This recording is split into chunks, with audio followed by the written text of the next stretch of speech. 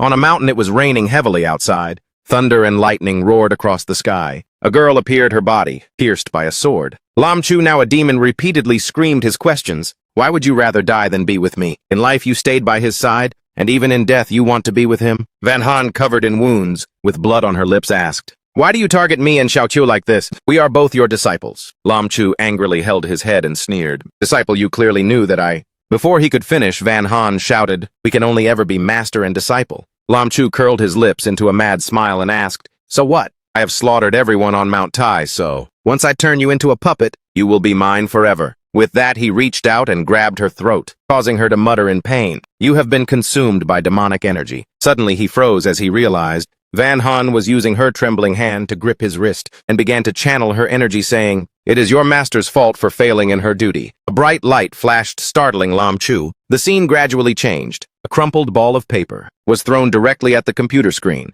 which was showing the words, No preview for the next episode, followed by a frustrated curse, Damn it. Our female lead, Van Han, wearing her pajamas, sat on the bed looking annoyed. How can there be no preview for the next episode? In the end, did she die or not, sweetie? My second male lead's death was so tragic. The female lead is so stupid. Why didn't you choose my baby? My baby is so good, it's truly infuriating. The editor wrote such a trashy script that even a chicken would know how to write it better. She ran around angrily, then unfortunately slipped on a bag of chips and fell down. A typical scene for the transmigration genre. Her soul at this moment transmigrated into the body of the female lead in that movie, who was gradually sinking into the cold water. Van Han gradually woke up. Opening her eyes, she looked around and saw clear blue water, and then immediately began to choke on the water. She struggled to try to surface. After a moment of effort, Van Han finally managed to crawl onto the shore. She couldn't help but wonder, didn't I just fall off the bed? Why am I in the water now? Where is this?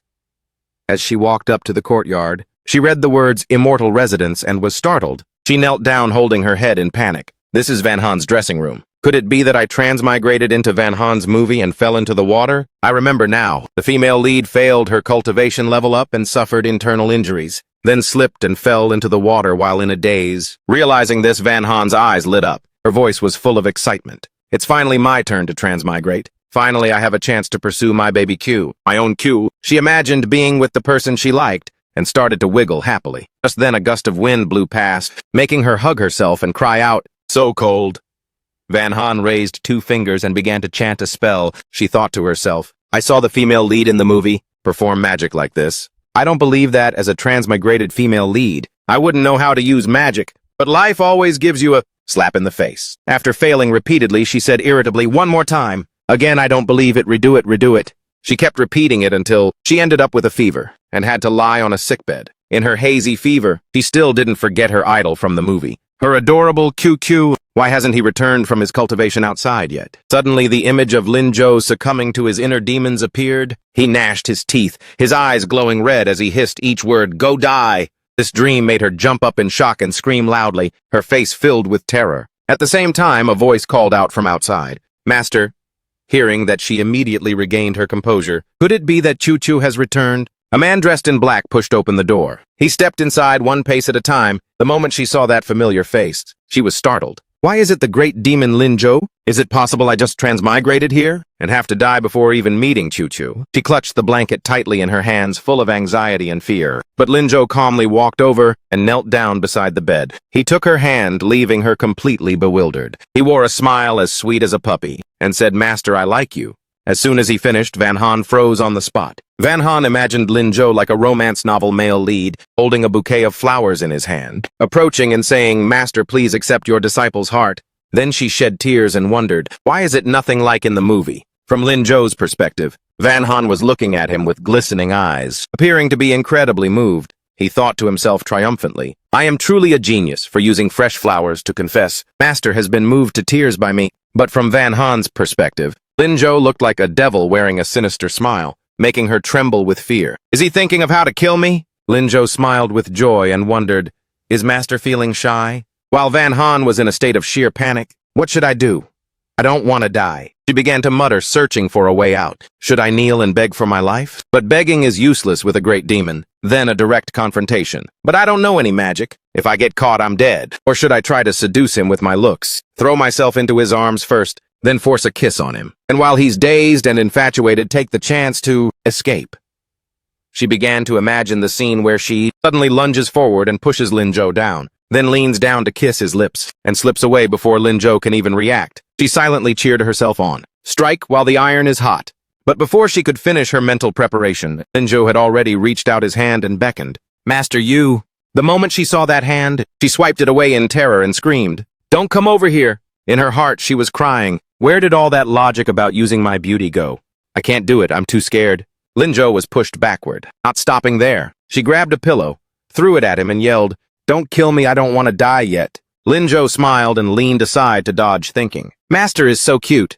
Even her way of throwing things is so charming. But from Van Han's perspective, Lin Zhou was like a life-claiming demon. How dare a mere insect strike me? I will devour you. This filled her with dread. She hurriedly raised her hands, and a series of golden magic arrays appeared. They continuously attacked Lin Zhou, forcing him backward. Van Han shut her eyes tight and shouted, "Die! Someone help me." The moment she finished speaking, the entire room collapsed. Both of them were buried under the rubble and timber. Lin Zhou pushed aside the debris, stood up, and looked around, saying, "Immortal Venerable's house really isn't sturdy at all." He turned his head and was startled to see Van Han was gone. "Hey, where's Master?" Meanwhile, in a nearby forest, Van Han took out 2 tree branches to hide behind and said, "I must find Qiu quickly. This great demon is way too dangerous." At the foot of the mountain, Van Han clutched her bag with one hand and raised the other to form a hand seal. "Come out, big treasure." My sword clearly blew up the house earlier. Why is it not working anymore? Frustrated, she collapsed to the ground, muttering, "I can't even fly a sword. How am I supposed to leave this place?" Suddenly, Lin Zhou's voice rang out, making Van Han feel as though she had been struck by a bolt of lightning. "I finally found you, Master." Van Han trembled in terror as she saw Lin Zhou approaching. Caught in the act of running away, she shakily explained, "I'm just enjoying the view." Lin Zhou was puzzled. "You need to bring a travel bag just to enjoy the view, Van." Han coughed and replied, "Does your master need to ask your permission for everything? Why are you here? Go to the construction bureau and find someone to fix the house." However, Lin Zhou turned away and hesitated. "Your disciple has recently suffered internal injuries. I temporarily cannot fly." Hearing this, Van Han frowned. Is the great demon really injured during this period? "It's all because I was too busy watching the main couple that I fast-forwarded through the plot. I've completely forgotten some of the details." Suddenly, Lin Zhou rushed to her side and asked, "Master, why don't you make a trip to the construction bureau yourself?" This made her jump and scream. "If you have something to say, just say it. Why do you have to get so close?" Then she explained in a low voice, "Master is also suffering from internal injuries, and cannot fly on a sword either." Hearing that, his eyes immediately lit up. "Then Master, please come stay at my place." Van Han immediately refused. "No need, I want to stay at Qiu's place." Lin Zhou's next words made Van Han freeze as if struck by lightning once again. "But only your disciple's residence is on the same mountain peak as yours, Master." "Don't worry, Master. Your disciple will definitely take good care of you." As he spoke, Lin Zhou dragged a struggling Van Han away. Back at Lin Zhou's residence, he was carrying a bowl of medicine while calling out, "Master, where have you run off to again? Master, where have you run off to again? Master, the medicine really isn't bitter. Your disciple has already prepared some dried plums for you. Master, please come out." At this moment, Van Han was hiding behind a bush, watching from a distance. Wondering why she couldn't hear his voice anymore, she stood up with a sigh of relief and muttered, "He's finally gone. That great demon is so terrifying." In less than a second, Lin Zhou appeared right beside her. "Are you here, Master?" causing her to scream at the top of her lungs, feeling as if her soul were leaving her body. Lin Zhou quickly chased after her. "Master, why are you running away again?" Van Han fled as fast as she could and replied, "If you stop chasing me, I'll stop running." But Lin Zhou still followed close behind, urging her, "But you haven't taken your medicine yet," Van Han cried as she spoke. Why is this turning into such a cliché drama plot? Like the he chases, she runs trope. Yet she can never escape him. It's driving me crazy. Suddenly, she tripped over a rock and lost her balance, falling straight down. In a panic, she called for help. "Help me, help me!" A hand reached out, grabbed her waist, and pulled her up. The person who arrived was Thu Tan. As soon as she saw him, she was stunned. Thu Tan gave a wink and smiled. "Greetings, Master, I have returned." Van Han curiously ran up and asked, Qiu, what are you looking for?" Thu Tan rummaged through his bag and replied, "A gift for you, Master."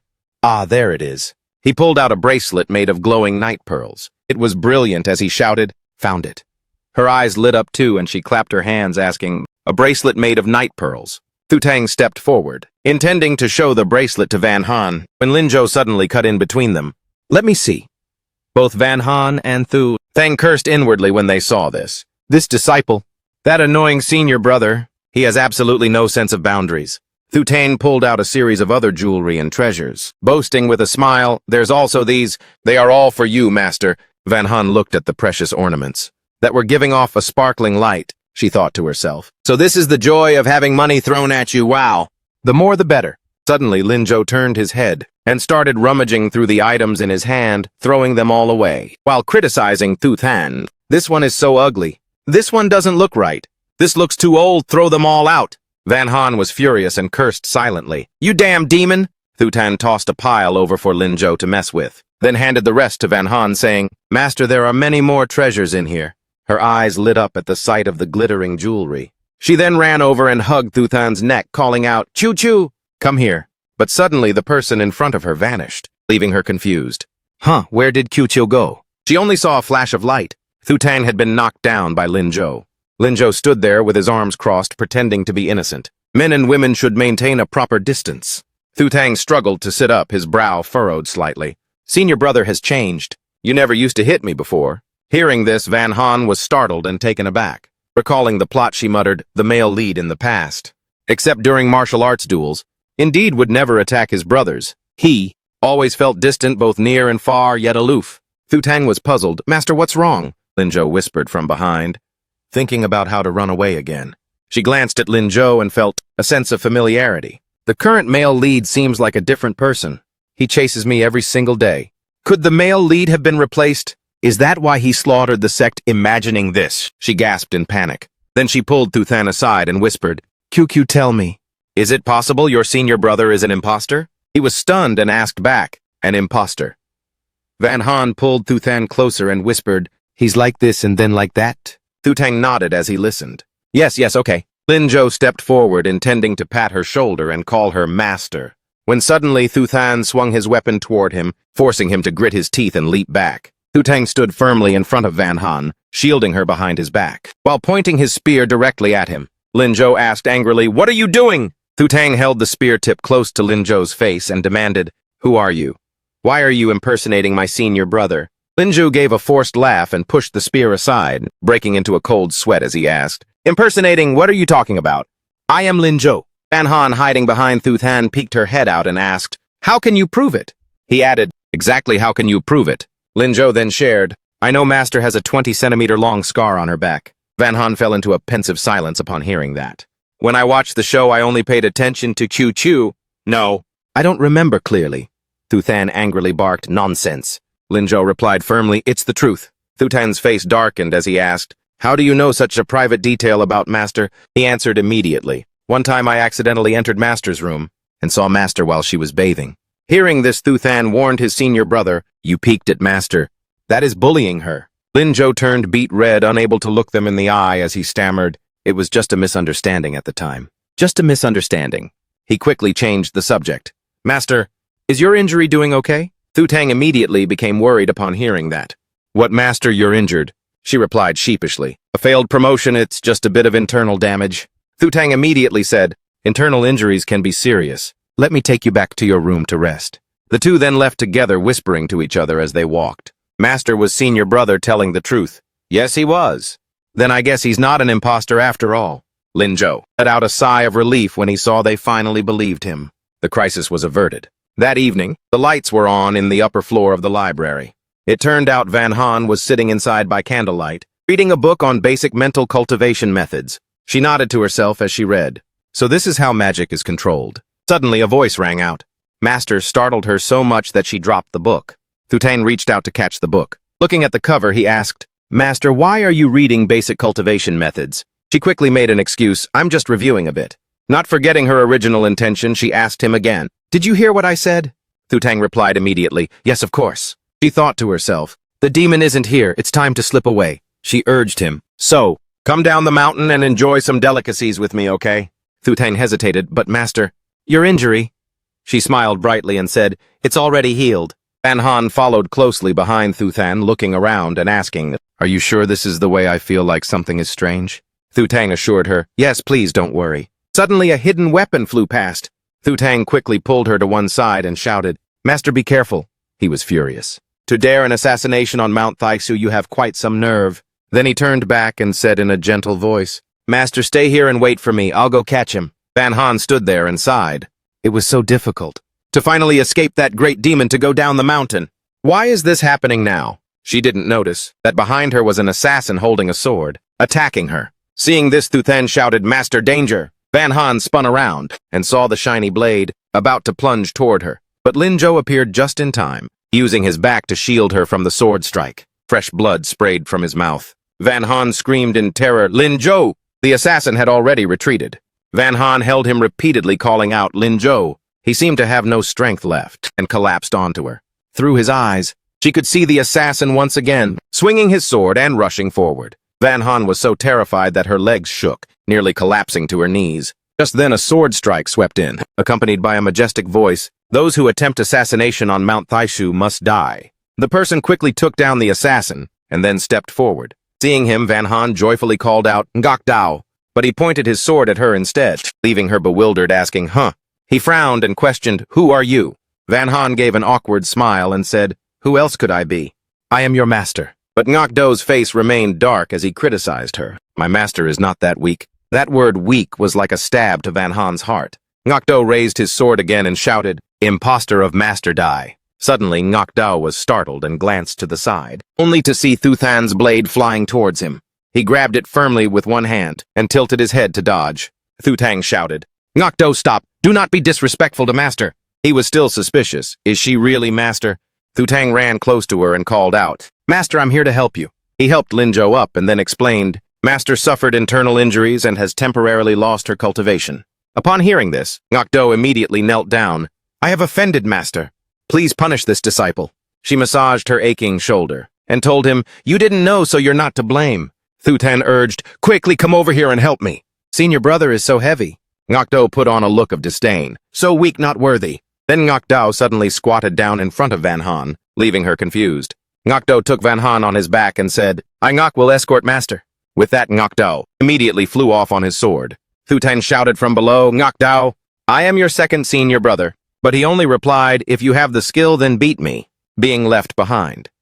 Thu Than could only pout, like a pufferfish. On the mountain peak, Lin Zhou, who was unconscious, had been placed on a bed. His wounds had been bandaged. Someone was approaching, channeling energy to treat him. That person was Van Han's fourth disciple, Van Tianhua. Just then Van Han pushed the door open and asked, "How is Lin Zhou?" Tianhua replied, "The blade was poisoned. Luckily, we returned in time, so he is stable now. It's just that senior brother did not use any spiritual energy to protect his heart vessels, so recovery will be a bit slow." "How strange." She smiled and stepped forward, saying, "You've been busy all evening since ending your seclusion. Go rest, I will watch over him." Tianhua immediately agreed. "Yes. If anything happens, please call me Master." With that, Tianhua left. At this moment, Van Han raised a dagger, a murderous intent flashing in her eyes. "I just need to kill him now." As the dagger touched Lin Zhou's neck, she hastily dropped it. Then she grabbed her head and screamed, "I've never killed anyone before, I can't do it." She paced back and forth in the room, muttering, "But if I don't kill him, he will kill me in the future. But he even saved me once. Fine, since you've saved me a few times. I'll spare you this time. I will definitely kill you next time." Lin Zhou lay on the bed, still unaware that he was in danger. His eyebrows furrowed slightly as he called out, "Master." The scene changed. There was a young man holding a teddy bear in his arms, watching that movie about Van Han, in the part where the male lead turns dark and grabs his master, shouting in anguish. The man angrily slammed his cup on the table and cursed, "Stupid! Why don't you just confess your love? If it were me, I'd kill God if he blocked me, and kill Buddha if he blocked me. Who cares about being teacher and disciple or not?"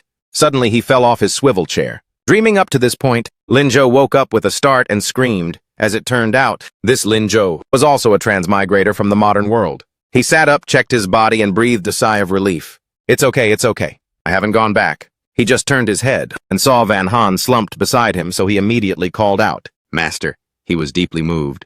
"Did Master watch over me all night? Thank heavens for letting me transmigrate. I must definitely have a happy ending with Master." Just then some clinking sounds rang out from outside the door, causing him to turn his head in suspicion. Van Han's third disciple, Sakan, was leaning against the doorframe, smiling as he asked, "The iceberg of Mount Thaitsu has fallen in love. Tell me, isn't this news a surprise?" 2 snakes were crawling around his forearms. He answered in a snake-like voice, "It's definitely a surprise." Lin Zhou showed an exhausted expression. "Someone annoying has appeared." Sakan smirked mockingly. "So senior brother actually likes Master." His snakes immediately chimed in, truly rebellious and immoral. He continued his dramatic act. But with your aptitude, are you even worthy of Master? The snake replied, not worthy. He immediately laughed gleefully, adding fuel to the fire. Can you even get past the 2 junior uncles and the Grandmaster? The snake replied instantly, can't get past. Hearing that, Sakan sneered with contempt and said, but with your looks, perhaps the Grandmaster will let you be a son-in-law who lives with his wife's family. Linzhou angrily raised his hand, gathering a streak of spiritual power, and shouted, shut up. As soon as he spoke, a massive surge of power attacked Sakan. Fortunately, he dodged it just in time. He then complained angrily, well done, Linzhou, how could you be so cruel? He was still in a daze, looking down at his hand and wondering, this is magic. Afterward, the 2 of them charged at each other, fighting and cursing, even sending the snakes flying out. Rotten Linzhou, you will never be worthy of Master. Shut your mouth for me. The 2 of them attacked each other like children, punching and kicking while shouting, you're dead meat. Van Han was sleeping soundly but was woken up by all this noise, so she stood up and scolded them angrily. Will you let people sleep? She saw the scene of Sakan grabbing Linzhou's collar in front of her and felt annoyed. What are you 2 doing? Sakan quickly dodged to the side. Linzhou gave an awkward smile and replied, nothing at all. The door was pushed open once again. Tianhua stepped inside and commented, it's really lively here at Senior Brother's place. Senior Brother, it's time to change your medicine. He was carrying a tray with a bowl of pitch-black medicine, along with a bottle of medicinal powder and bandages. Tianhua wore a gentle smile as he placed the tray down on the table. Seeing this, Sakan waved his hand. Master, I'll be going now. Van Han didn't pay him any mind. She approached Linzhou and asked, how is the wound? Tianhua suddenly looked up and asked, Senior Brother, did you use physical force? He smiled sheepishly and replied, I just sparred with Sakan for a moment. After the examination, Tianhua turned to report. Senior Brother's breathing is disordered. Van Han was doubtful. Then what should we do? Suddenly, Tianhua broke into a smile. His fox ears and fox tail appeared as well, as if he were plotting something. Don't worry, Master. I will use my magic power to help Senior Brother stabilize his breathing. Then combined with the medicine, there won't be any major issues. With that, Tianhua sat down and placed his hand on Linzhou's hand, beginning to channel his energy. Both of them shut their eyes tightly and started to exert their strength. Van Han stood in the middle, thinking in astonishment, this magic power. Linzhou opened his eyes. A magic sphere gathered in his other hand. Van Han was stunned. Linzhou, what are you doing? He replied, the 4th wants to spar with me. I'm afraid of accidentally hurting Master. Then he transferred more power through his palm. Tianhua suddenly cried out, Senior Brother, stop quickly. Not only did Linzhou not stop, but increasing the force caused Tianhua to cry out in pain, and then the table next to him exploded. Tianhua stood up smiling as he bowed in gratitude. Big Senior Brother, thank you for showing mercy. Lam Chu brushed his sleeves and reminded him, I don't want there to be a next time. In his heart, he thought to himself, if my cultivation hadn't recovered, then I'm afraid I would have died at his hands. Tianhua bowed and replied, yes, Big Senior Brother. In his heart, he thought, Big Senior Brother, if you are fine, there definitely won't be a next time. Van Han stood before the wall, which had a hole in it, trembling with rage. She screamed out in anger. My room. Lam Chu hurriedly chased after her to apologize. Master, I was wrong. Master, the room has been fixed. Could you please move back in? He carried a tray of fruit with a remorseful expression, but she continued to scribble messy characters on the paper, not caring at all. After finishing, she coldly turned her back and left. Lam Chu tagged along behind her. Master, please notice me. I know my mistake. As soon as Van Han entered her room, she slammed the door, cutting off Lam Chu's call. He bowed his head dejectedly like an abandoned puppy and said, fine, I'll come back tomorrow. But the next day, Lam Chu didn't come at all. Van Han sat leaning against the window, silently cursing the fickle man, who didn't keep his word. The 3rd day. The 4th day. The 6th day, Lam Chu still hadn't come. Thu Tang went to visit her and seeing her lying limp asked, Master, you've been here for several days and have no energy at all. She said, I want to eat dog meat. This left Thu Tang stunned. Dog meat. Van Han scolded angrily. Isn't it all because of your big senior brother? When he couldn't apologize, he just vanished. Upon hearing her mention him, Thu Tang remembered and recounted, lately I think I saw big senior brother go to the back of the mountain. Van Han was startled and asked, the back of the mountain? Behind the mountain is a flowing waterfall. The current is strong and fierce. Lam Chu is falling from a great height. In his hands, he tightly clutches a bright red tree trunk. Blood flows from the corner of his mouth. He thought to himself, it wasn't easy to obtain the dragon bamboo, divine wood. Lam Chu fell straight into the water below. His entire body gradually sank deep. The thing he saw right before closing his eyes was the dragon bamboo opening its mouth, full of sharp teeth charging at him. He wondered if he would lose his life here. Then suddenly, he saw the silhouette of Van Han swimming towards him. Her hand touched and caressed his cheek, making him think, as expected, I'm about to die. I'm even imagining the image of Master now. But Van Han truly appeared. She leaned down and kissed his lips to transfer air to him, making his eyes widen in astonishment. Then Van Han pulled Lam Chu up from the water. Rumbling sounds echoed. She helped him onto the shore. Lam Chu smiled joyfully, asking, Master, you came to save me, didn't you? She hesitated and replied yes. In her heart, she thought, in the original story, the male lead, in order to keep the female lead from being injured during her next breakthrough, specifically came to retrieve the dragon bamboo divine wood to refine the heart-protecting ruby. Because of this, he was injured and contracted an incurable illness, creating an opportunity for demonic energy to corrode him. Lam Chu approached, intending to hug her while saying, Thank you, Master. Master is the best. But she immediately reached out and blocked his head, while thinking, to change the female lead's fate of being killed, then first the male lead's fate must be changed. So the male lead absolutely cannot be allowed to be injured by the green python here, so she immediately grabbed his wrist and pulled him along. Run quickly. Lam Chu's eyes lit up. She's holding my hand. She's holding my hand. Meanwhile, Van Han was calculating in her mind. Although I left a message for Thu Tan, I don't know if he will arrive in time. Echoes rang out from the swirling water. That green python couldn't find its prey underwater, immediately surfaced onto the shore, creating a fierce waves. Linzhou hastily pulled Yunxing aside and shouted loudly, Master, be careful. He handed the divine wood to her and urged, Master, take the divine wood and go first. She shook her head determinedly. No way. Your spiritual power hasn't recovered yet. If you stay, you'll get hurt. Right at that moment, the python opened its mouth full of sharp teeth and lunged forward. Linzhou thrust the divine wood into her hands and ran forward, urging Master, go quickly. He gritted his teeth, looking at the python in front of him, tightening his grip on the sword in his hand, thinking to himself, it's so fast. Although Linzhou was exhausted, he still had to channel his power to prepare for the confrontation. He raised his sword, blocking the lunging mouth of the python. Its eyes glowed bright yellow. Then it caught sight of the female lead, and so it stopped attacking Linzhou and suddenly flew up, making him feel confused. That python turned its head and opened its massive mouth. A blue magic sphere instantly formed. Shards of ice shot out from its mouth, straight toward Yunxing. Linzhou hurriedly protected her behind his back, raising his hand to create a magic circle to block it while saying, Master, please hide carefully. Yunxing thought to herself. I remember that the green python benefited from the candle, dragon divine wood. So it transformed into a demi-dragon body in less than 300 years. Becoming a dragon is already within reach. It won't give up such a great benefit. If this continues, he will be injured sooner or later. A burst of power flew straight over, striking exactly at the head of the green python, startling Linzhou. While Yunxing's eyes lit up, it turned out Qiu Qing had appeared, holding a broadsword in hand, shouting, How dare you hit my master? Do you want to die? Tianhai also arrived just in time and called out, Master. Yunxing clutched her small heart and breathed a sigh of relief. They finally arrived. Linzhou turned to ask if his master was injured. She replied softly, I am fine. Tianhua leaned down, looked at the red object in her hand and asked, Is this the Zhulong divine wood? Linzhou honestly admitted, Yes. I plan to refine it into a ruby to protect my master's heart. Tianhua held the Zhulong divine wood in his hand and said that according to ancient records, the Zhulong divine wood is formed by the merging of spiritual energy from heaven and earth. Once moved, it will gradually decay. When the divine wood shows signs of rotting, it must be refined immediately. Hearing that, Linzhou frowned. Then let's start right away. Tianhua took out a knife and reminded him, refining the divine wood requires the heart's blood of the eldest senior brother. Upon hearing this, Van Han was startled as if struck by a bolt of lightning. What?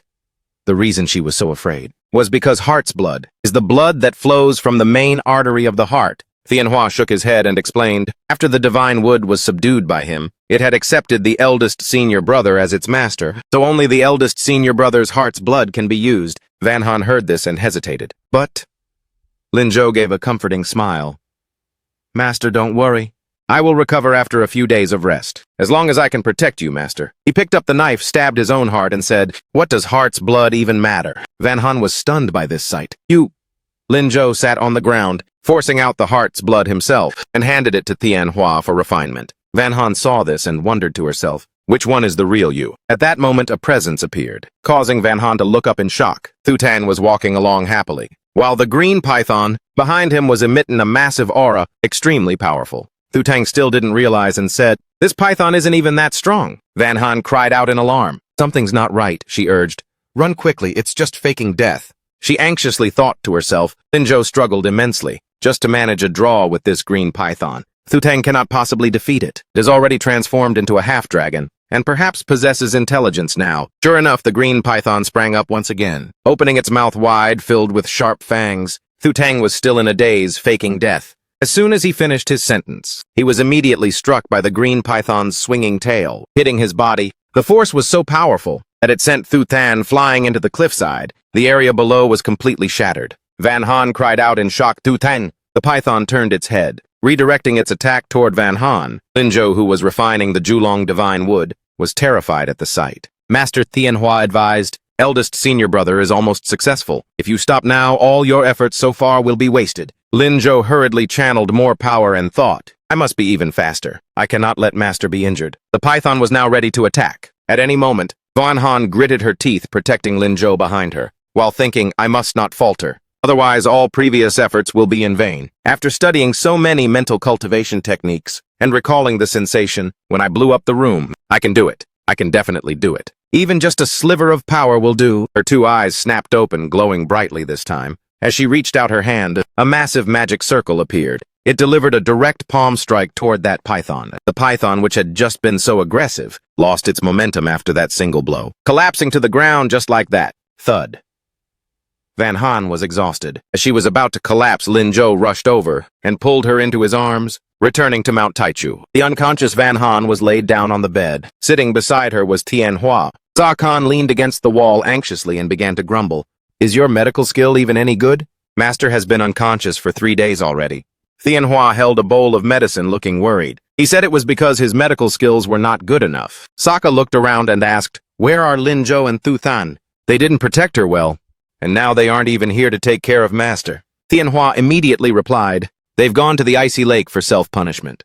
Hearing this, Sokka nodded in approval. At least they have some heart.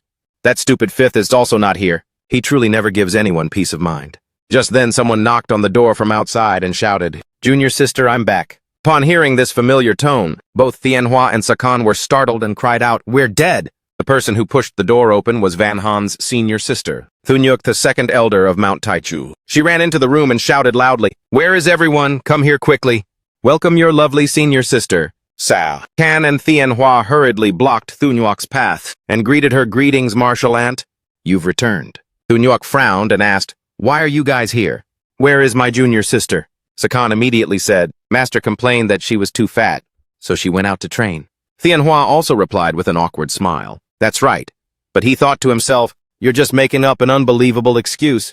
Thunyuk didn't believe it. She crossed her arms, her expression darkening. "Something is being hidden from me." She waved her hand and pointed to one side. Immediately, Sakan and Tianhua were tossed to both sides, revealing Van Han lying unconscious on the bed. Thunyuk cried out in alarm, "Junior sister!" She went into a rage, looking like a fierce lady, and screamed, "What is going on here?" Her outburst made both Sakan and Tianhua tremble in fear. Sakan turned pale and asked, "If I tell you, Martial Aunt, can I be exempt from a beating?" Thunyuk clenched her fists threateningly. "Not a chance." He immediately began to act out and narrate the story like this. And then somehow, Thunyuk became even more furious upon hearing that. She massaged her wrists, half fuming as she asked, "Went out to train to lose weight, huh?" Tianhua was so terrified he wanted to turn into a fox. Sa Kan on the other side was also trembling, nearly turning back into a snake as he stammered, "Martial Aunt, you said it was for free." But she did not let them go. Dragging Tianhua and Sakan outside, she said irritably, "If they have already punished themselves, then you two can practice your cultivation with me." As the two were dragged away, they muttered, "I knew we couldn't escape."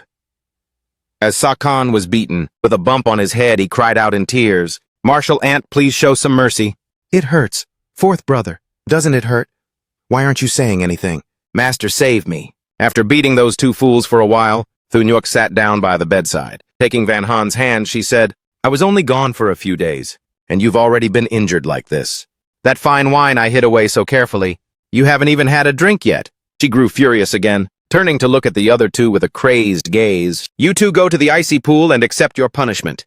Hearing that, Sakan pouted. He had already been beaten, and now he still had to be punished. Martial Aunt is so violent she'd better be careful or she'll never get married. Her eyes widened, flashing with a blood-red light as she asked, "What were you mumbling about?" Tianhua hurriedly ran over, covering Sakan's big mouth, and saying, "We're going right now, Master, we'll leave her to you." After they left, she sighed. I must ask Master to come out of seclusion. A moment later, at Van Han's courtyard, a hand reached out, gathering sources of shimmering green spiritual power. Thunuok's worried voice rang out, Master! How is Junior Sister? The sect leader of Mount Taichu. Van Han's master Huiyan Trak withdrew his hand and replied, her internal injuries have stabilized. It's just that her magical power is intermittent, which is very strange. Hearing this, Thunuok looked up and asked, Master, is there a way? He spoke softly. Everything must rely on Van Han's own destiny. Shura heard this and nodded with joy, stepping closer and calling out, Junior Sister, you're finally awake? How are you feeling? Yunxing opened her eyes and looked at the figures before her. Realizing they were Xuanzhou and Shuru, she sat up and called to them, Master, Senior Sister. But they stopped her. Don't move, Xuanzhou instructed. Although your internal injuries have been healed by me, you forcibly activated your spiritual power. Your spirit has been damaged and still needs more rest. Here are some medicinal pills. Take them daily and in over a month you will feel better. Having said that, he placed a green medicine bottle on the table. Yunxing replied, Thank you, Master. He reached out to touch her forehead and advised, Furthermore, leveling up depends on destiny. Being too hasty will harm your core foundation. She nodded. I understand, Master. Xuanzhou continued. This ruby is a rare treasure. Those disciples of yours, though reckless, they still care for you. Yunxing held the ruby, looked at it for a while, and then asked, Master, how are they doing? Shuru stood nearby, crossing her arms angrily and huffing. They caused you to be injured to this extent. I have punished them by sending them to the ice pond. Xuantao also nodded in agreement. They should be punished. Yunxing was startled. In the original novel's ice pond arc, it seemed they didn't have to face punishment. Is this a successful change of fate? As she thought this, her eyes brightened. Meanwhile, at the ice pond Tian, his voice rang out. Eldest senior brother with the Grandmaster here, Master, will be fine. Sakan then needled him crocodile tears. If you're so capable, then don't let Master save you at all. 4 men were shirtless, soaking in the freezing cold water. When Yunxing ran out and saw this scene, her face turned bright red. She quickly covered her face and wondered to herself, is this something I am allowed to see? Before her were the bare chests of Sakan, Tianhe, Shuthang, and Linzhou. And in the water at that moment, her disciples were continuously shouting, arguing like a bunch of immature brats. Weak as a chicken, total amateur. Old Five has been missing for so many days. Where on earth did he go? On what grounds does he not have to face punishment? Shuthan scolded Sakan, you're being too noisy. Seeing the feast of beauty before her, Yunxing immediately had a nosebleed.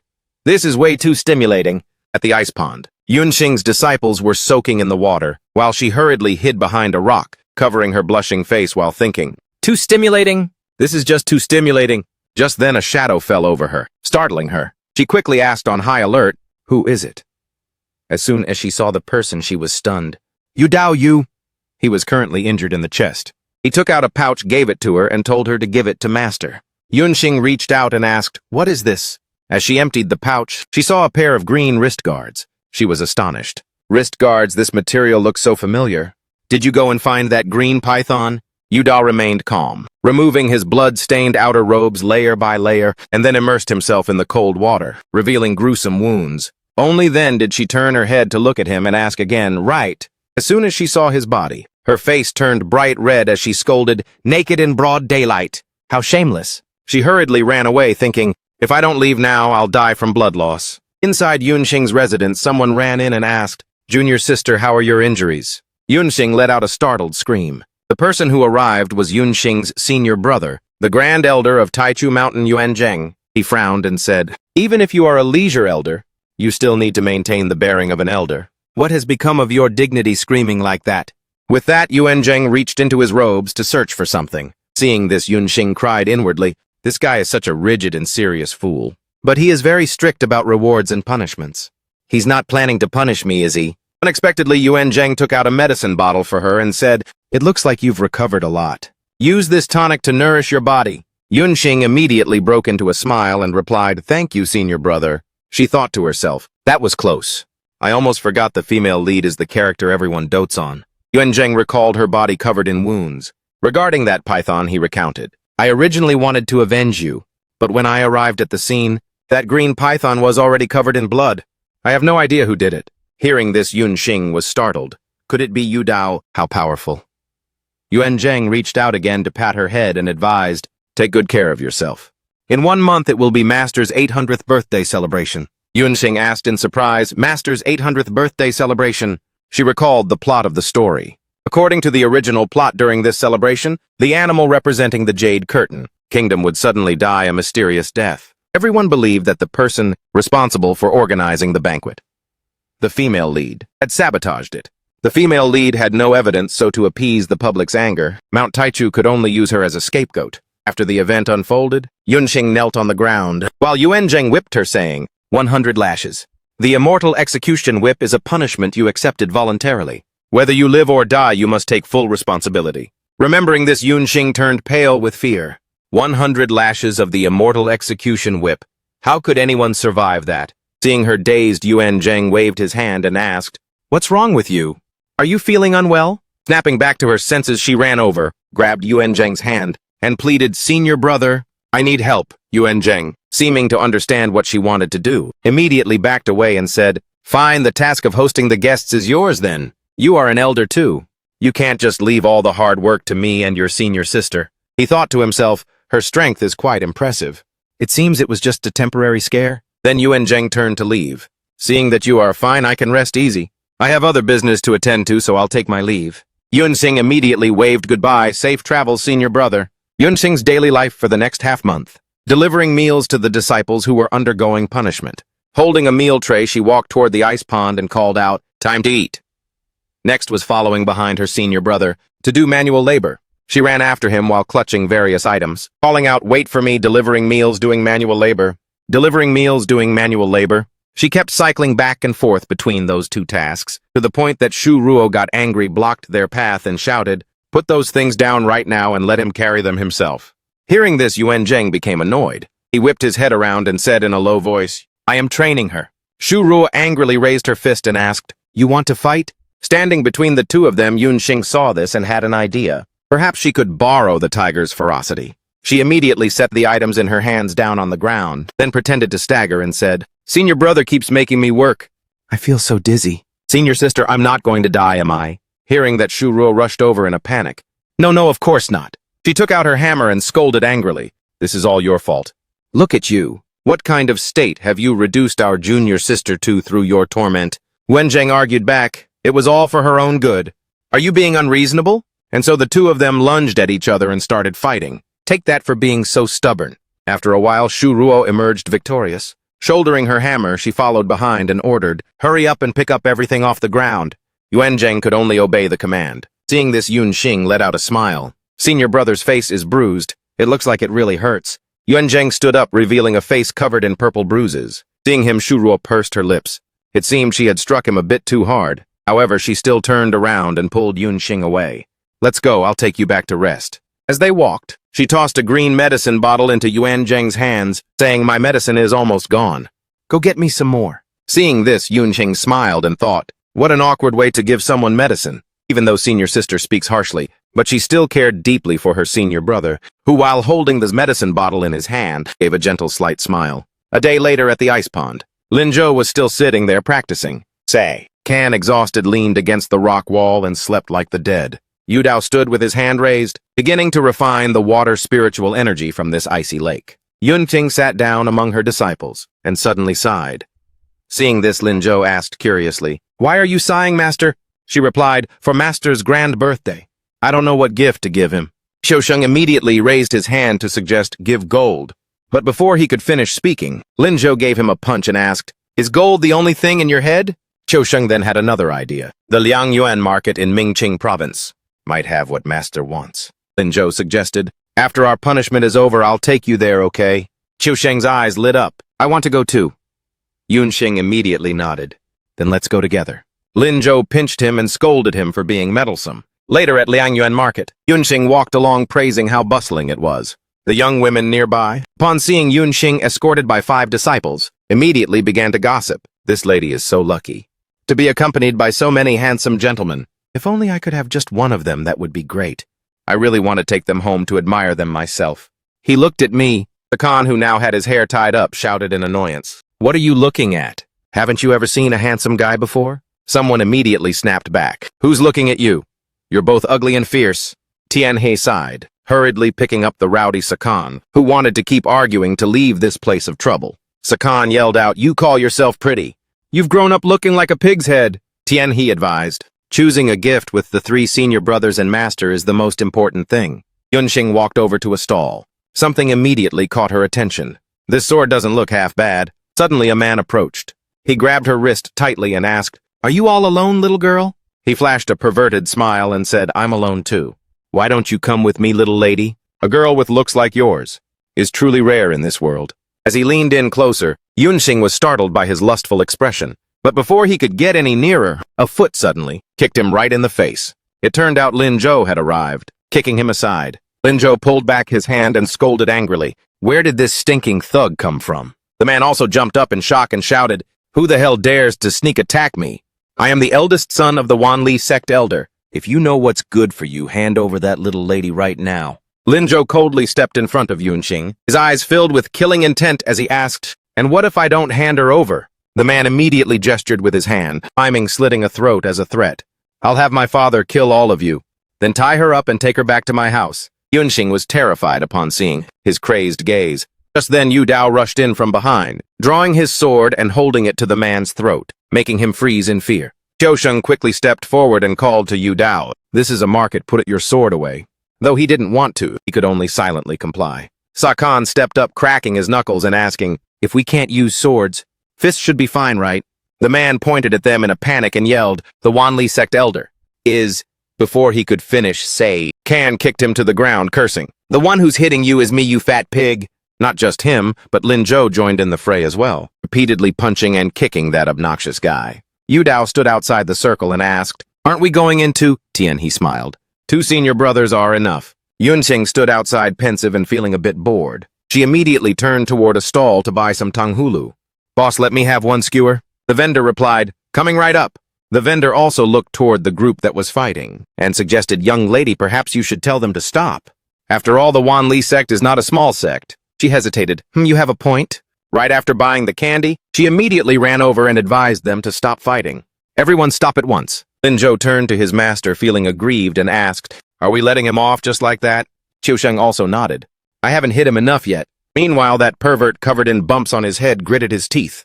"I'll tell my father to kill all of you." Yunxing held the tanghulu skewer in her hand and remarked, "No skills of your own, only knowing how to rely on your father." The tanghulu vendor praised, "The young lady is truly merciful to be able to let a thug like this go." As soon as he finished speaking, Yunxing swung her leg and kicked the man flying. Only his cry echoed back from afar, "I will definitely be back." Yunxing ate her tanghulu and smirked.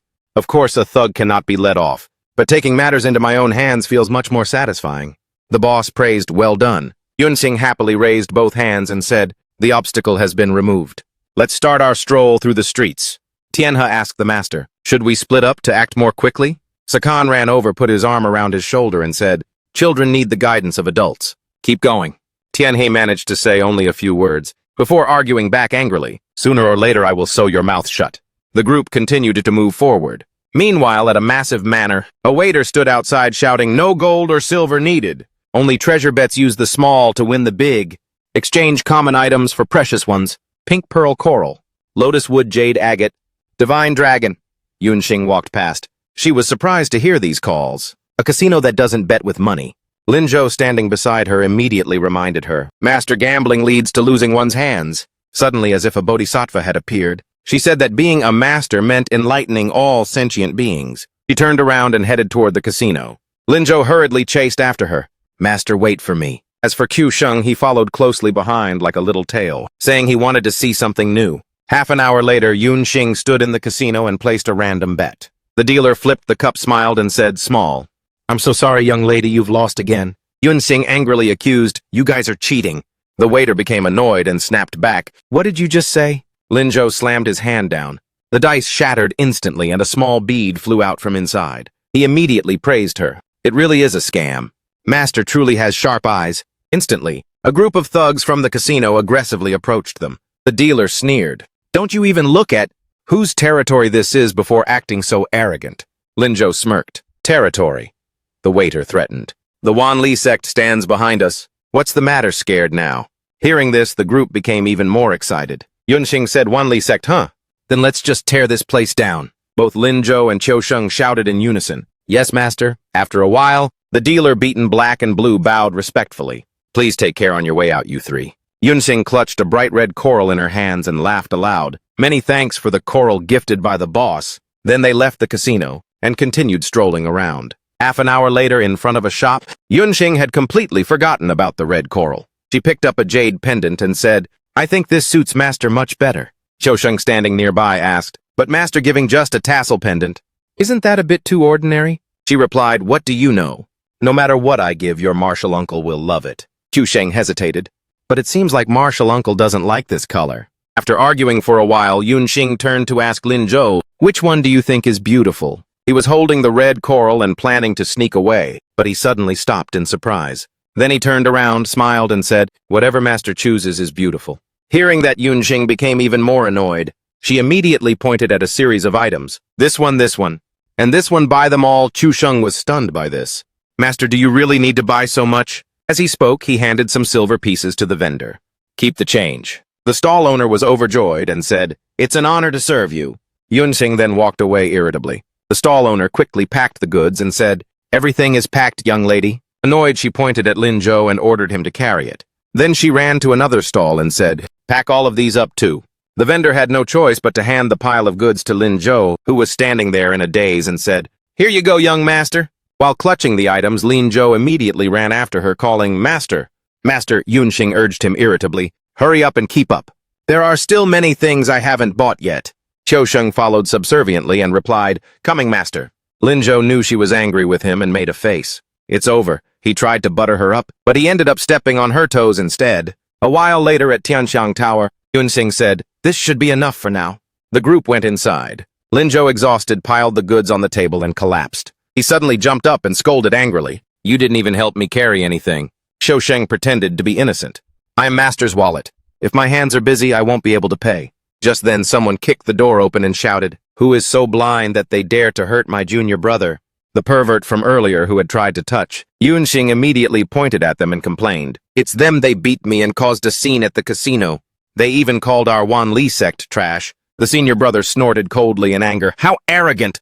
Watch me beat you until you're on your knees begging for mercy." Yunxing turned her head away, continuing to hold her teacup and muttering, "And here I thought it was something serious." She then reminded her disciples, "Take it easy on them. If you break the furniture, we'll have to pay for it." When Lin Zhou and Qiusheng heard this, they immediately stood up with joy and replied, "Yes!" The junior brother still didn't realize who he had run into, standing behind and shouting loudly, "Senior brother, make sure you don't hurt that little lady."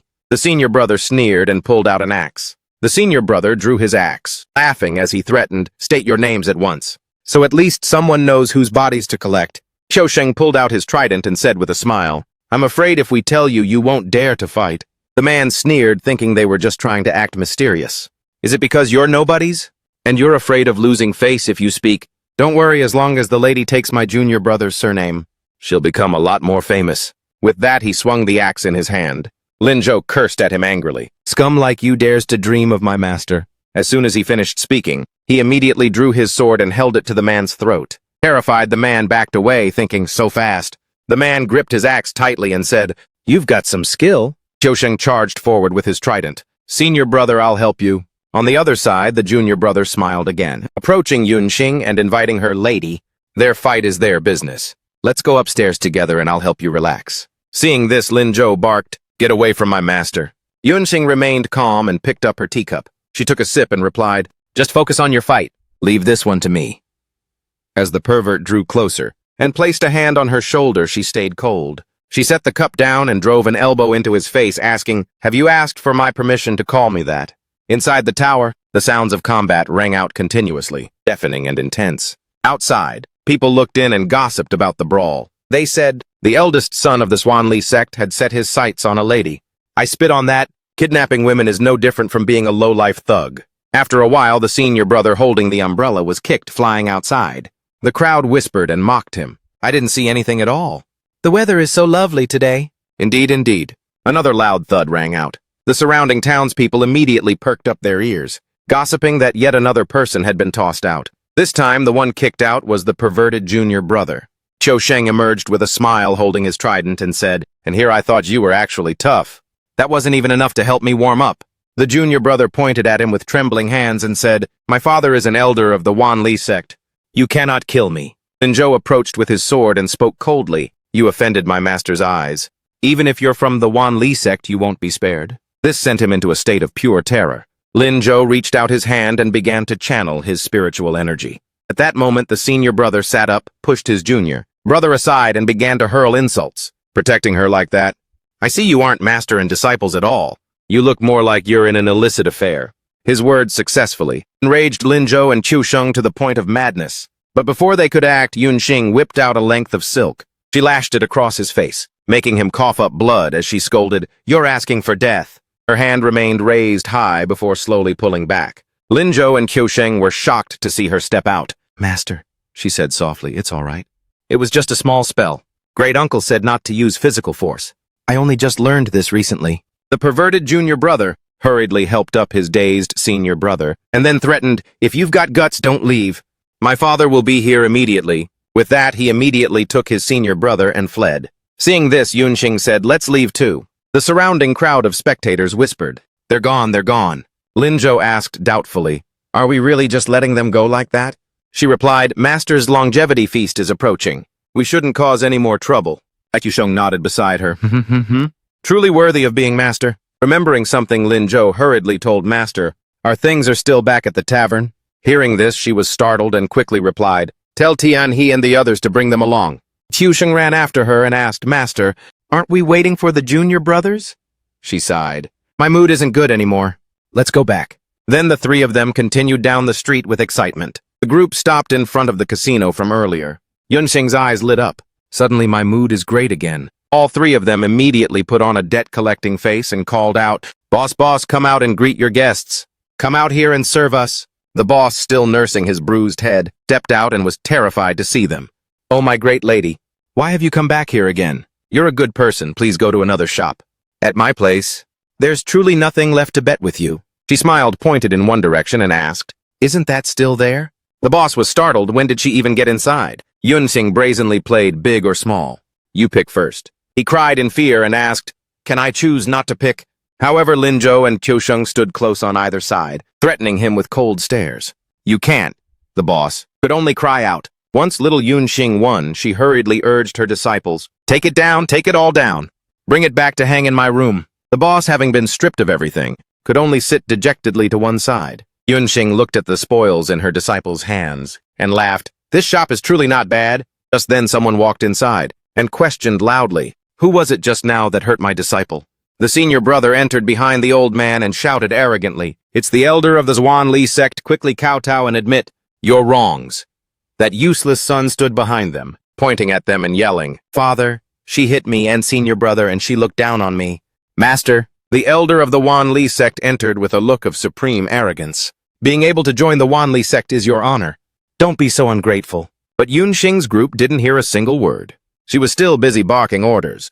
"The two of you remember to be careful with that spot." While taking down the paintings, they replied, "We know, master." Yunxing then continued, waving her claws toward the boss, shouting, "Don't just stand there hesitating. Hurry over here and let's keep betting." This terrified him so much that he cried out and ran for help. "Elder, save me." He quickly hid behind the elder's back. As for the old man, he began to scold even more fiercely. Only then did Yunxing turn her head and ask, The elder was frozen in fear the moment he saw her. "Why is it her?" He hurriedly knelt on the ground to plead. "Elder Yun visiting this shop?" "You are most welcome, most welcome." Only then did those people realize in terror she was Elder Yun of the Taizo Mountains. The entire group hurriedly knelt on the ground. "We were wrong, we beg Elder Yun to forgive us." Yunxing broke into a smile. "So it turns out this is the elder's shop." Yunxing quite liked hearing that. Meanwhile, he broke into a cold sweat. "Then I shall give it to the elder as a gift." Lin Zhou, carrying a load of items, ran over and called out. Master Qiu Sheng also arrived with a pile of treasures to report. "We finished taking everything down." He turned his head, glanced at the person kneeling on the ground, and was stunned. "Isn't this the 8th elder?" He hurriedly bowed and replied, Yes, it is I." Yunxing smiled and continued, "Since the 8th elder is so sincere about giving it, then I shall accept it." He replied, "My thanks to Elder Yun." She left happily. "Winning so much today feels great. Let's head back." The elder remained bowing respectfully. "Safe travels, Elder Yun." After they left, the old man's son approached and asked, "Father, are you really giving her this entire shop just like that? This shop's business is doing so well." Before he could finish his sentence, the old man punched him and scolded, "You fool! You could have picked a fight with anyone, but you just had to cross her. Terrified, he clutched his face and sobbed. I didn't know she was Elder Yun of Taiso Mountain. Meanwhile, that other elder was currently gritting his teeth, thinking to himself, Taiso Mountain, Yunxing, very soon, you won't be able to be so arrogant anymore. Back at the residence of Taiso sect leader Xuanzhuo, Yunxing was leisurely giving orders. A little to the left. Up a bit more, a little more to the right. She looked at the painting and nodded. All right. Having finished the task, Lin Zhou praised, truly worthy of master. With your unique vision, sect leader will definitely love it. She smiled. Stop the brown-nosing. I don't care for it. Lin Zhou looked at her expression and broke a sweat. He was clearly enjoying it very much. Just then, a shimmering butterfly flew by and Shu Ruo's voice rang out. Junior sister, the emperor of the Shuqi kingdom has arrived at the foot of the mountain. Hurry and come with me to receive him. She immediately replied, okay, senior brother, I'm coming. And with that, she turned and left. Lin Zhou wanted to call out after his master, but then stopped and sighed. It wasn't easy to get a chance to spend time alone with master. Where is she off to now? Near the foot of the mountain? Yuan Zheng asked as soon as he saw her. How long has it been since you last visited the Shuqi kingdom? She asked back blankly, what kingdom? Then she gave an awkward laugh and replied, right. Only then did she remember she had forgotten that the emperor of Shuqi was her nephew. Yuan Zheng continued, you've always been used to a life of leisure, and never paid attention to these matters. But now Shuqi is facing both internal turmoil and foreign threats. There are certain things where you cannot escape your responsibility. If you don't know how to decide, you can ask for master's opinion. She smiled and replied, I understand, senior brother. Afterwards, she frowned and thought to herself, the danger during this great birthday celebration? I actually forgot. The inseparable connection between Ming-Qing-Zhou and the nations of the Celestial Continent. She narrated that this world was divided into the Celestial Continent and Ming-Qing-Zhou. The Celestial Continent was mostly inhabited by ordinary people. Spiritual energy was thin and resources were very scarce. The inhabitants had low potential, and their path of cultivation was unpredictable. However, Ming-Qing-Zhou was said to have been created by a group of cultivators who had attained ascension. It possessed abundant resources and countless talented individuals. Over time, Ming-Qing-Zhou far surpassed the Celestial Continent. Various factions secretly infiltrated the royal families of the Celestial Continent.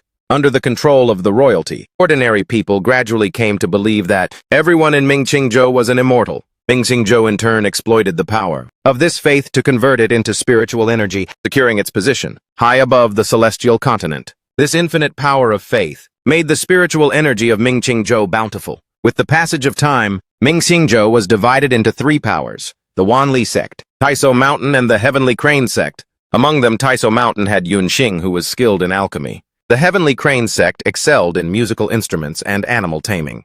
The Wanli sect was proficient in refining hidden weapons. On the surface, the three powers were at peace. But in reality, the Wanli sect had always been eyeing Taiso Mountain, with the intent to seize it, while the Heavenly Crane sect simply went whichever way the wind blew. At this thought, Yunxing frowned. The Wanli sect did not dare to directly attack Taiso Mountain, so they manipulated the Sa Tin Kingdom of the Celestial Continent to launch a war, aiming to diminish the power of faith in the Celestial Continent in order to destabilize Taiso Mountain's status. By now, the emperor had arrived. Upon seeing him, Yuan Zheng immediately performed a formal greeting. Your Majesty, you have had an exhausting journey. The emperor of Shuqi Thu Dingtian smiled and bowed. It is good to see you again, Elder Yuan Zheng. Yuan Zheng smiled, turned his head, and called out, Yunxing? The emperor looked at the girl before him and was dazed. Could this lady be? He immediately threw himself into Yunxing's arms, weeping. It's been so hard, great aunt. I finally get to see you. You have no idea the miserable life I have to live every day. Constant internal strife. And those two bastards, the Wanli sect and the Sa Tin Kingdom, never stop causing trouble for me. Great aunt, please help me, she cried out in a panic. Let go of me first. His people only then caught up, hurriedly pulling him back and advising him. Your Majesty, please calm down. Mind your status. The emperor continued to cry, wailing, I am truly suffering. Another attendant sighed. Princess, please forgive us. His Majesty has suffered too much. He stares at your portrait every day. It hasn't been easy to finally meet you in person. So he is a bit overexcited. Yuan Zheng stepped forward to shield Yunxing, who was thinking this is terrifying, while she stood behind him with an awkward smile. Taiso Mountain already has a plan to deal with Shuqi's current situation. Your Majesty must be tired from the long journey. There will be a banquet this evening. Please head to the guest villa to rest first. The emperor wiped his tears and replied, All right. We shall do as Elder Yuan Zheng suggests. Seeing this, Yunxing let out a sigh of relief. Thankfully, senior brother came to the rescue. The group moved forward together. People bowed as they saw them passing by. "Greetings, Elder Yuanzheng." "Elder Yunxing, Your Majesty of the Shuqi Kingdom." Yuanzheng smiled, stating that he and his junior sister would not disturb His Majesty's rest any further. He nodded. "Thank you for your hard work, Elder Yuanzheng." Suddenly a disciple ran up to report, "Elder, the sect master of the Heavenly Crane sect and the Emperor of Ngakman Kingdom have arrived." He then ordered them to be taken to the prepared guest villa. "We will be there in a moment." Then he turned to signal Yunxing, "Go and prepare for the banquet tonight. Everything must be seamless. Don't let them find a single flaw." Yunxing flashed a confident smile. "Don't worry, senior brother. I guarantee there won't be any problems." That night at the banquet on Taiso Mountain, Yunxing sat alone in a corner of the garden, pouring tea while glancing around. Sitting nearby was the sect master of the Heavenly Crane sect. Tianchong Yip Hu spoke up. Van Qudong wouldn't lose like in the last competition, and be too afraid of losing face to show up here, would he? Yunxing picked up her teacup, lowered her head, and thought.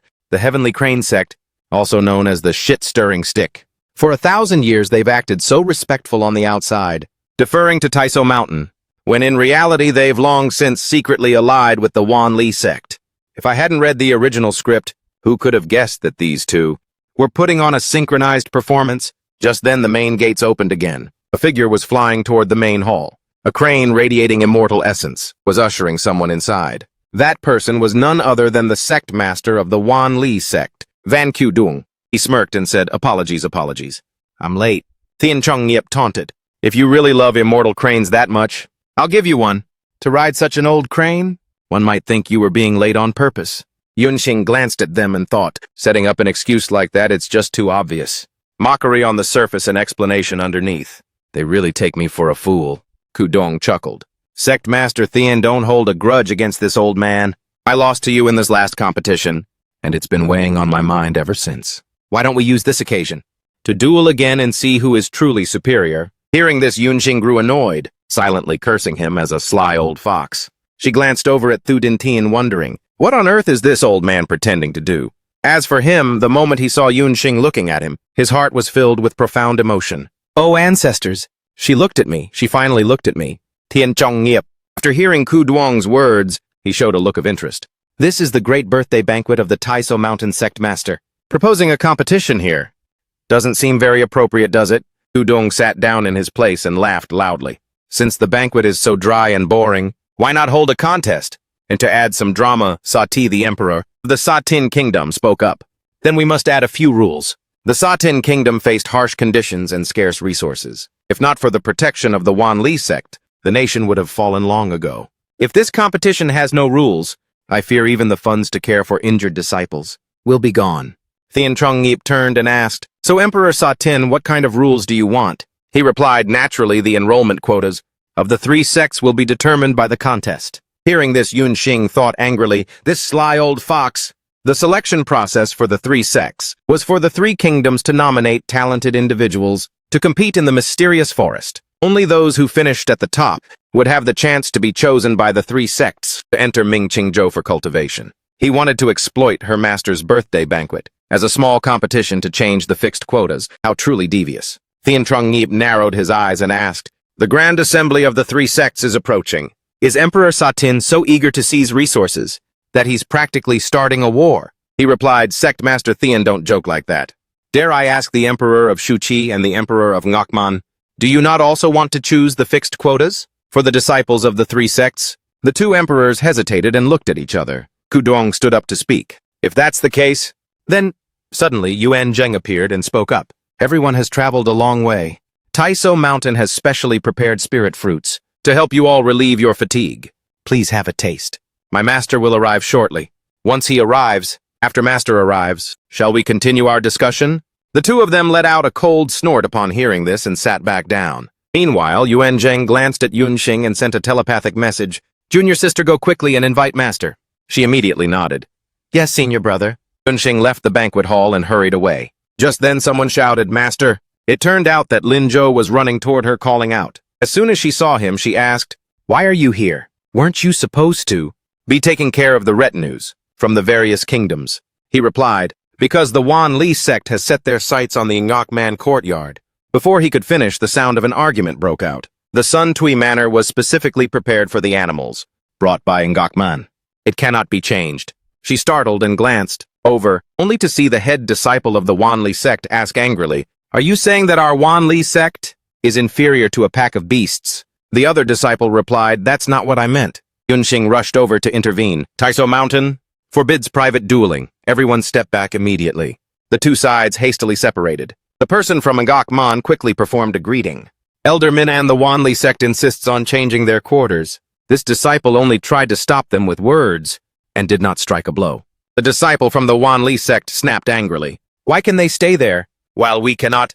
At that moment, Xuanzhuo appeared to settle the dispute for Taiso Mountain. "We still have two identical houses." Upon seeing him, Yunxing bowed respectfully.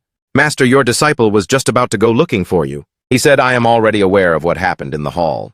Send word down to arrange for the two nations and two sects to have identical accommodations." Linzhou immediately saluted and replied, "Yes, Grandmaster." However, that fellow from the Wanli sect still stubbornly refused. "No, we want to stay at Suntui Manor." The person from Ngakman curled their lip in disdain upon hearing that. "Is there something wrong with you?" Guantao's face darkened with anger. He asked coldly, "Do you have some grievance?" Both of those individuals bowed their heads, trembling and breaking out in a sweat. Then they hurriedly performed a salute. "This disciple does not dare. Thank you, Sect Master Zhuo." He nodded, then used a magic transmission to caution his disciple. "Yunxing, everyone in this hall has their own secrets. For now, stay silent and wait. Let's see what their true objective is." She immediately replied, "Yes." Then Xuanzhuo stepped inside. As soon as they saw him, everyone stood up and bowed in greeting. "Greetings, Sect Master Zhuo." Only Ku Duong remained seated, smirking with a grin. "This old man's legs are weak and aching, making it inconvenient to stand up on my own." Guandao walked right past him without a care and said, "Please be seated, everyone. No need for such formality." Being ignored, Ku Duong grit his teeth in anger. Yunxing also returned to her seat. Just as she was about to sit down, someone holding a knife lunged toward her. He shouted, "Yunxing, go to hell!" She turned her head in terror, but the man had already been knocked back. Chuantao frowned, his hand still glowing with magic as he asked, "Who dares to attempt an assassination on Taiso Mountain?" As soon as Ku Duong saw the man, he asked in shock, "Bado." He clutched his wound and stood up. He shouted loudly, You killed my senior brother, and now you want to kill me to silence me." Yunxing frowned upon hearing this. Since the plot had changed, unforeseeable events were beginning to occur. Ku Duong hurriedly ran to his side and advised him in a low voice, "How dare you act so recklessly on Taiso Mountain? If you don't understand the rules, then withdraw at once." Bado pointed at Yunxing and placed the blame. "Sect leader Yunxing killed my senior brother. I must have my revenge." Ku Duong followed suit, turning to look at Yunxing and said, "This cannot be, Yunxing. Your elder and senior brother have no grudge or enmity, so how could she be the killer?" Yunxing hesitated, about to explain. But Xuanzhuo stopped her. "Yunxing, let's see what they intend to do." She immediately replied, "Yes." Bado pointed at her and accused, "My senior brother and I were at the Luangvian market. We only accidentally offended her, but she held a grudge and then killed my brother. I want her to pay with her life." Ku Duong pretended to stop him. "The sect masters are all present here. Even if Elder Yun is truly the murderer, it is not your place to take action." "Groundless words, do you have any proof?" He curled his lip into a smug smile. Do as if having rehearsed beforehand, immediately said, "I have proof." Finished, he held out the ring in his hand. Immediately after, his senior brother's corpse was thrown onto the ground. He pointed at it and said, "The Taiso sword techniques on the body are the proof." Ku Duong covered his mouth with a slight smile. "You could have just said so. Why bring the whole corpse here? Sect Master Zhuo's great birthday is being celebrated. To be so offensive is not right. Now quickly put it away." Bado put on a tearful act. "My senior brother treated me like a blood brother. I cannot rest until I have avenged him." Ku Duong pulled up his sleeve, flashing a secret thumbs up of approval. Yunxing saw this and thought with disgust. "So you actually know it's offensive. That ring that can preserve a corpse was given by you, wasn't it?" Ku Duong pretended to sit down to examine the situation and said, "From the wounds one can see that the killer doesn't seem very familiar with the Taiso sword style." Satai, standing nearby, immediately chimed in. "I heard that Elder Yun's mastery of sword techniques isn't very good either, but these wounds are very consistent." Yunxing was enraged upon hearing that. Two foxes colluding with each other. Suddenly a sword was pointed at her, making her jump. Ba Do screamed, "My senior brother was always kind to everyone. He never made enemies with anyone. Except for you. No one else would have assassinated him. Give me back my senior brother's life." Ku Duong smiled, adding fuel to the fire. "Unbelievable. Elder Yun committed murder over a trivial matter. It seems that today, this sect master must act on behalf of his disciples to seek justice. Huyen immediately lunged forward, using his hand to shatter Bado's ice sword. Protecting his disciple, he asked in return, because of one tiny wound. You've already concluded that Van Han is the killer. Kuzung questioned Huyen. Do you intend to shield a murderer? He turned to call for Van Han. She immediately nodded. Your disciple understands. Van Han used magic to summon her sword. She swung the blade, demonstrating the 1,000-fold karma. Seeing this, Thien Trong Ngip was astonished. Elder Yun is actually a left-handed sword user. Thu Ding Tian praised her. My aunt is truly formidable, even mastering the use of a sword with her left hand. Kuzung grit his teeth as he realized things were going south. How did it turn out like this? Van Han began to analyze. Everyone here is reasonable. The state of this wound speaks for itself without my needing to say anything. I am not skilled in standard swordplay, because I train with my left hand. But looking at the wound on the deceased, the killer seems to be right-handed, don't they? Van Han thought to herself, the original owner of this body was always dedicated to her cultivation, ignoring worldly affairs. Very few people knew this about her. It has certainly done me a great favor. Kuzung broke into a sweat, cursing inwardly. Damn it, I intended to use this to bring Van Han down and weaken the power of Mount Taiso. I didn't expect to be outplayed by her, so he gave an awkward laugh. A misunderstanding, a total misunderstanding. Then he turned to scold his subordinate. Why haven't you apologized to Elder Yun yet? Causing trouble without a proper investigation. Bado still tried to argue with the sect master, but it was definitely her. However, Kuzung quickly stepped in front of Bado, bowing respectfully. It truly was a misunderstanding, but it has at least cleared Elder Yun of all suspicion. It is also a good thing, so that we can avoid rumors in the future. Huyen heard this and spoke sarcastically. In that case, I must thank the sect master for being so considerate of our Mount Taiso. The other man laughed awkwardly. This matter Huyen didn't bother to listen to him finish, but turned around and walked away. This matter was clearly set up by someone, since it involves me and the elders of Mount Taiso. It must be investigated thoroughly. He sat down in his seat and ordered Van Han. You are involved in this matter, so I will leave the investigation to you. She bowed. Yes, master. I will definitely find the true culprit, to give Mount Taiso an answer. Huyen frowned and said loudly, no matter who it is that dares to commit violence and frame others, if they are found out, Mount Taiso will never show mercy.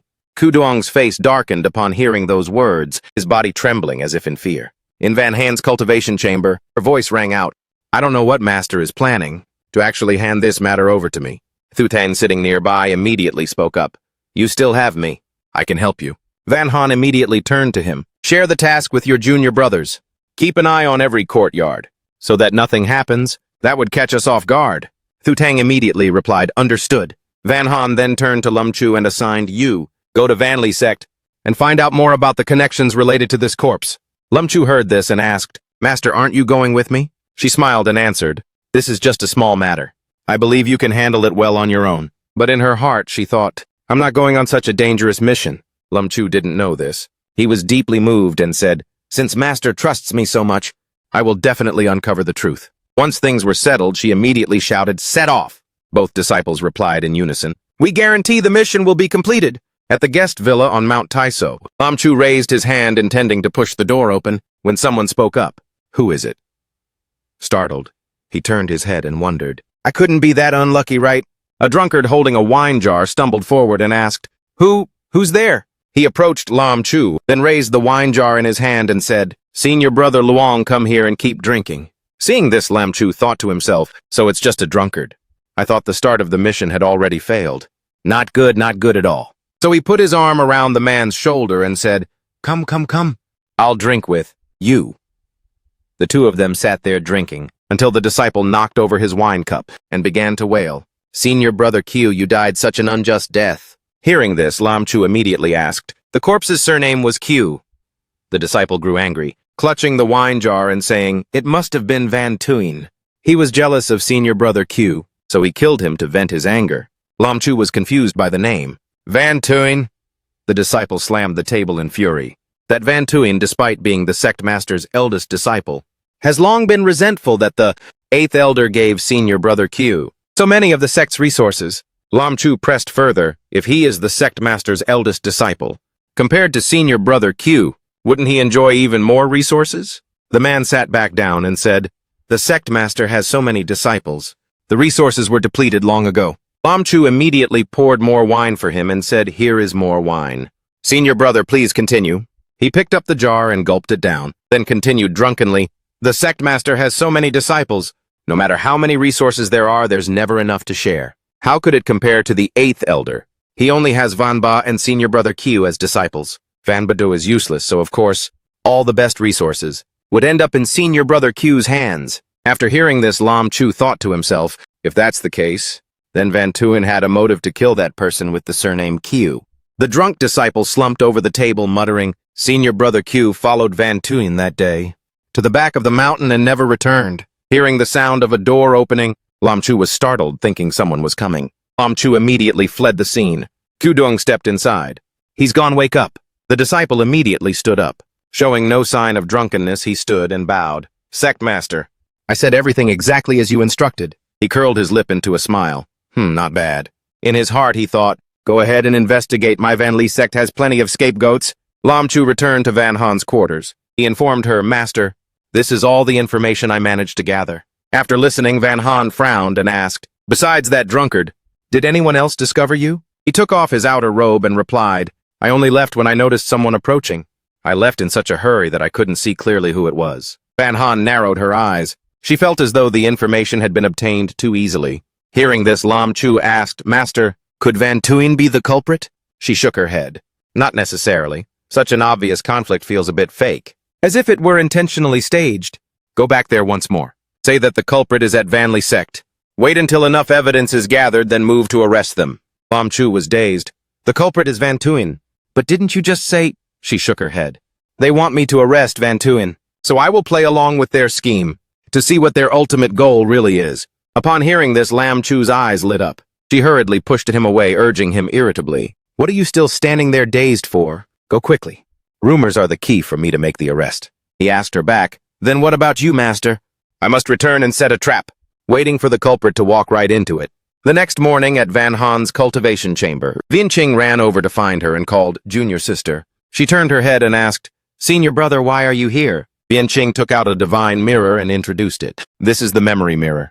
It can help recover lost memories. I thought you might have a use for it, so I brought it over to give to you." Van Han took it and replied excitedly, "Thank you, senior brother." She thought happily to herself, "The grip feels so comfortable, this definitely wasn't cheap." Vianqing patted her head and smiled. "Do whatever it is you want to do. Mount Taiso will always be your backup." She nodded obediently with a soft hum of agreement. "Master." Inside Van Han's small courtyard, beside a lotus peak, Lam Chu sat bored and said, "Master, this news has been spreading for 2 days now. All the disciples are saying that the Van Lai sect staged the whole thing to slander us. How come no one has made a move yet? I've already told Tuthen and the others. Don't be too strict. If we reveal a few flaws, someone will naturally appear." Lam Chu understood immediately upon hearing that, so that's how it is. "I'll go report this at once." That night, a figure in black clothes broke in. He quietly opened the courtyard door and entered, beginning to rummage through the books on the shelf. Just then a voice rang out.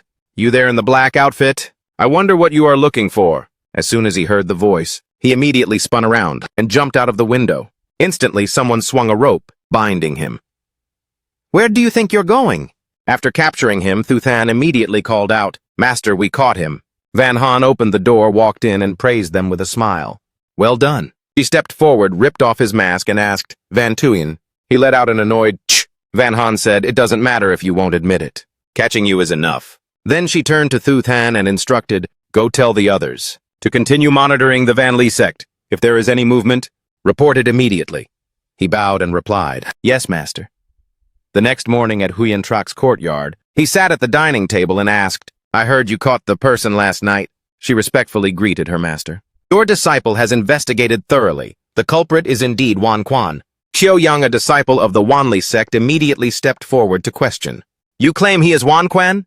Yunxing immediately replied, "This person broke into my room last night, trying to destroy incriminating evidence. Caught by me, he curled his lips into a smirk. Has Elder Yun become muddled? This person is not Wan Quan at all. He looks more like a disciple of the Heavenly Crane sect. Oh, I see. The Heavenly Crane sect commits murder and then disguises it by using the sword techniques of Mount Taichu to incite conflict between the two sides. What a brilliant plan." Being dragged into it, Tian Zhongye immediately cursed.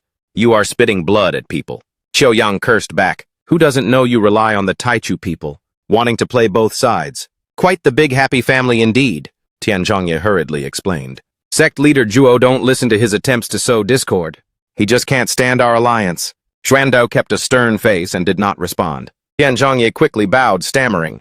This man is indeed a disciple of our sect, but there is no way he could be the murderer. Hearing this, Yunxing uttered an, "Oh, I didn't say he was the murderer. I only said he was a culprit, but I didn't say he was the one who murdered the Wanli sect disciple." Just then, the man in black, who was tightly bound and gagged, let out a few muffled cries. Yunxing immediately ordered to ungag him, to see what he wanted to say. Fu Tang immediately replied yes, and stepped forward to pull down his gag. He immediately shouted, "That man named Chao was killed by me. He took the money and didn't pay it back. He deserved to die." Tian Zhongye trembled upon hearing this. "You've only been in the sect for a few days. How could you have a connection with him? And how could you even have enough strength to kill someone?" Qiu Yang smirked and began to cast blame, intentionally hiding his strength. And he even secretly learned the mental cultivation methods of Mount Taichu. "This disciple of yours is truly not simple, is he?" Tian Zhongye angrily shouted, "Shut your mouth!" The man in black knelt down toward him and said, "Master, your unfilial disciple has failed your teachings." He trembled upon hearing those words. "You really—" Yunxing spoke up at this moment. "That's not right, is it? That day the disciple named Chao could still trade. A few moves with Tu Than. But last night you were defeated in a single blow. Clearly you are no match for that disciple named Chao. To say you killed him is a bit far-fetched." That man turned pale and searched for an excuse. "He was drinking that day, which is why I succeeded." Yunxing performed a formal greeting and reported to Xuanzhuo, "I believe that Wan Quan of the Wanli sect and the disciple named Qiao had a very clear conflict with each other. Compared to the one here in the hall, I am more convinced the killer is Wan Quan." Tian Zhongye immediately chimed in. "I have met that Wan Quan before. He is no good person. I trust Elder Yun's judgment." Qiu Yang frowned. "He has already admitted to the murder. Are you all trying to cover for him?" Tian Zhongye angrily scolded Qiu Yang. "Aren't you the one who wants to make my disciple a scapegoat? Which is why you want to settle this so quickly." The old man angrily retorted, "One can eat anything, but one cannot say just anything." Tian Zhongye was so furious he gritted his teeth. "You—" Yunxing remained calm. She took out the divine mirror that Vian Qin had given her. She said that words alone were useless. Evidence was needed. The memory mirror can probe into memories. What the truth really is, we will know once we look. Having said that, she shone the mirror toward the disciple. The mirror lit up brightly. The memory scene immediately unfolded. Inside the mirror, the image of the man in black appeared, meeting with Wan Quan. Tian Zhongye immediately cried out, "Wan Quan! This person is indeed Wan Quan. I have met him before." The scene shifted. A man dressed in black was using a knife to slit the throat of that senior brother.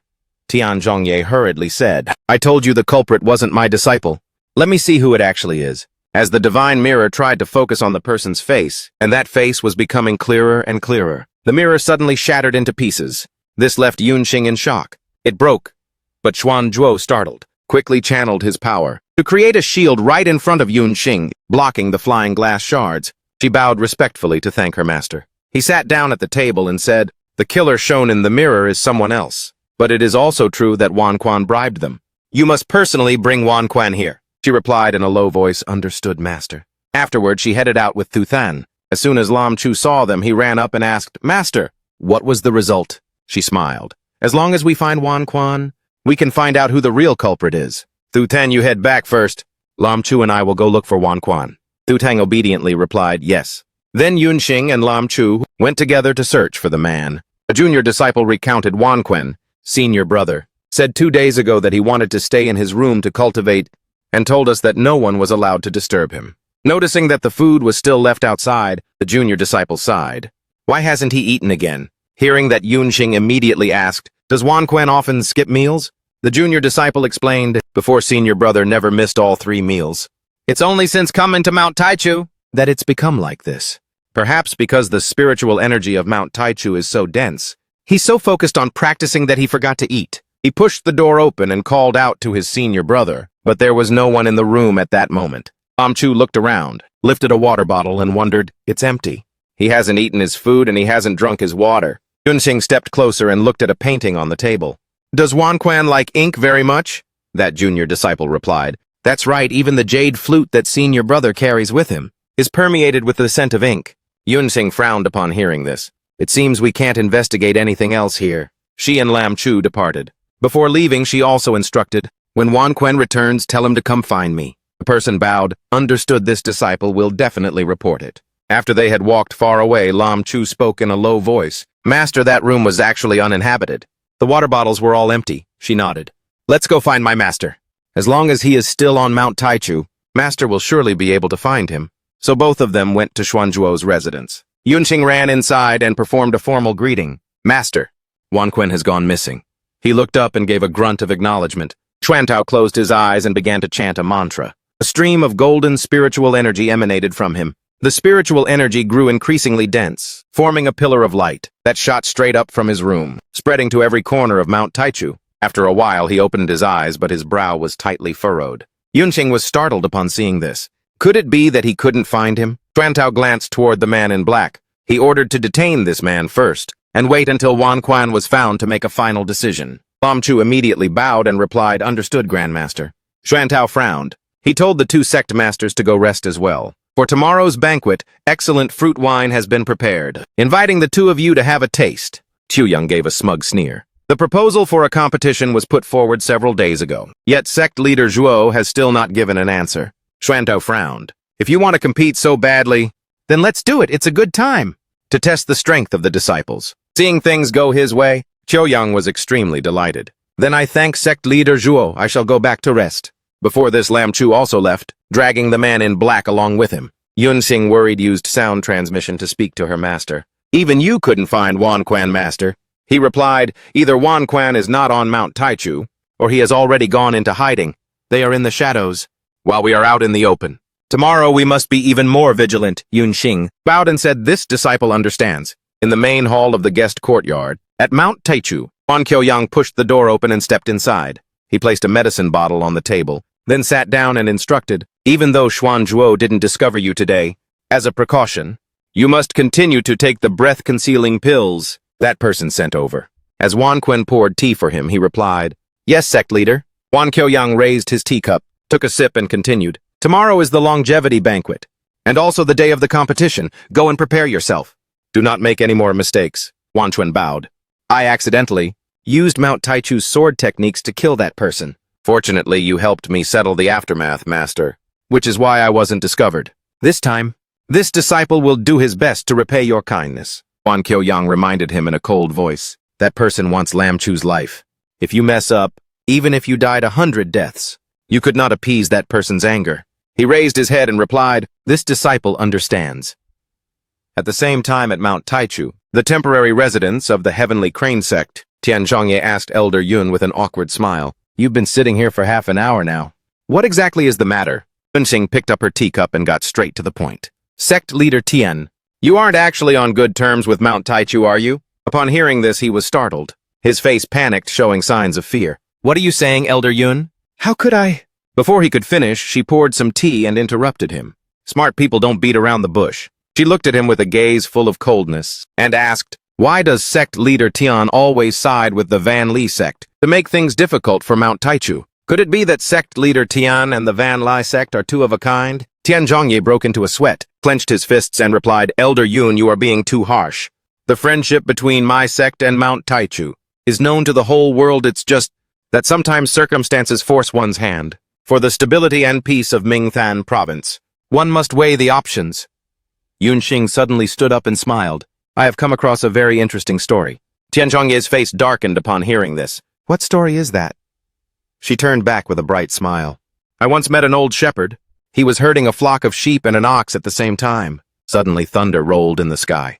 The frightened sheep ran to the west, while the terrified ox ran to the east. The old farmer hesitated, unable to decide.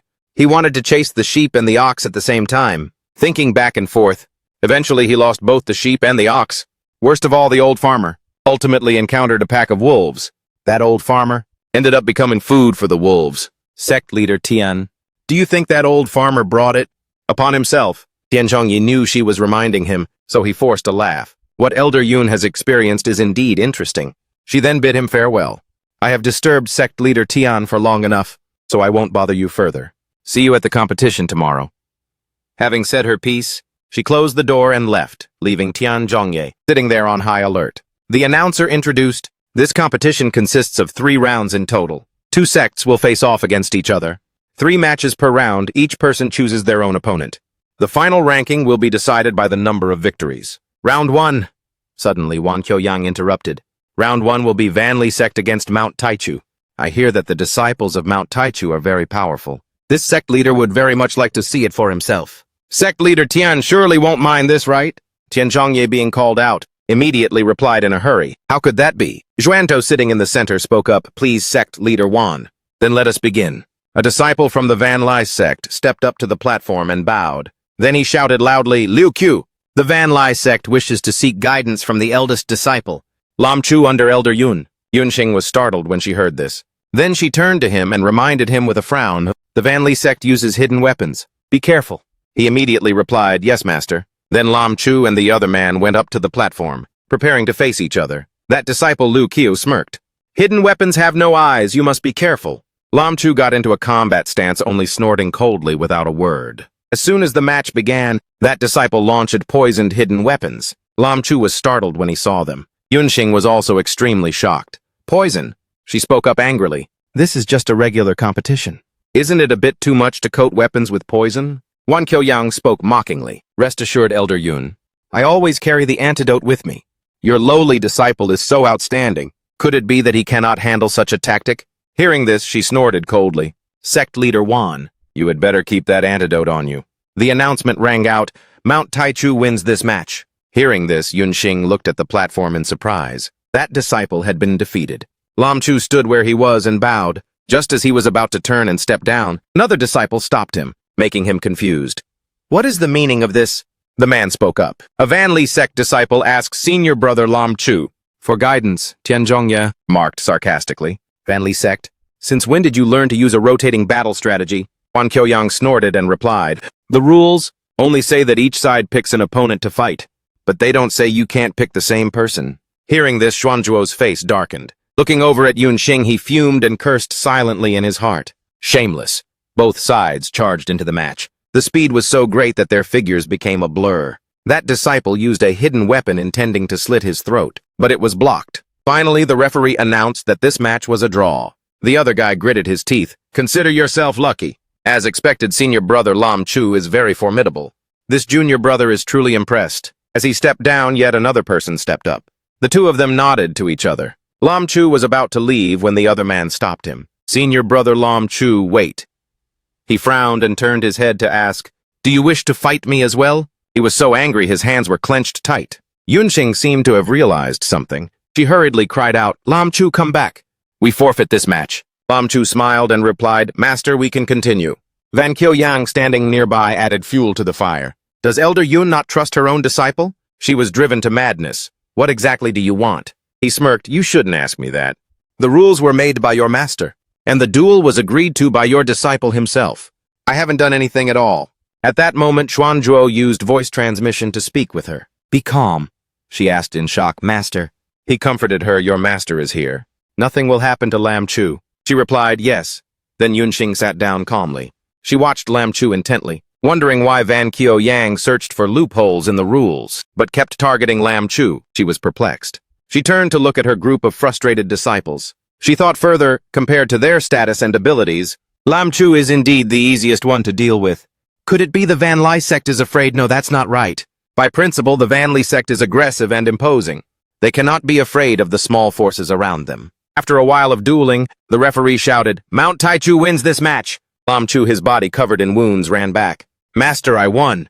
Yunxing stood up and looked at him, thinking, the only explanation is, besides Mount Taichu, the Van Li sect has another objective, and that is Lam Chu. She ran over, pulled him close, and said, you sit here. I'll help you bring some blood and chi tonic medicine. He nodded. All right, I'll wait for you to return, master. Yunxing ran off to get the medicine, only to encounter several animals being led away. She recognized them as the rioting animals from the original plot. She immediately stepped forward and asked, it's still a long time before the birthday banquet.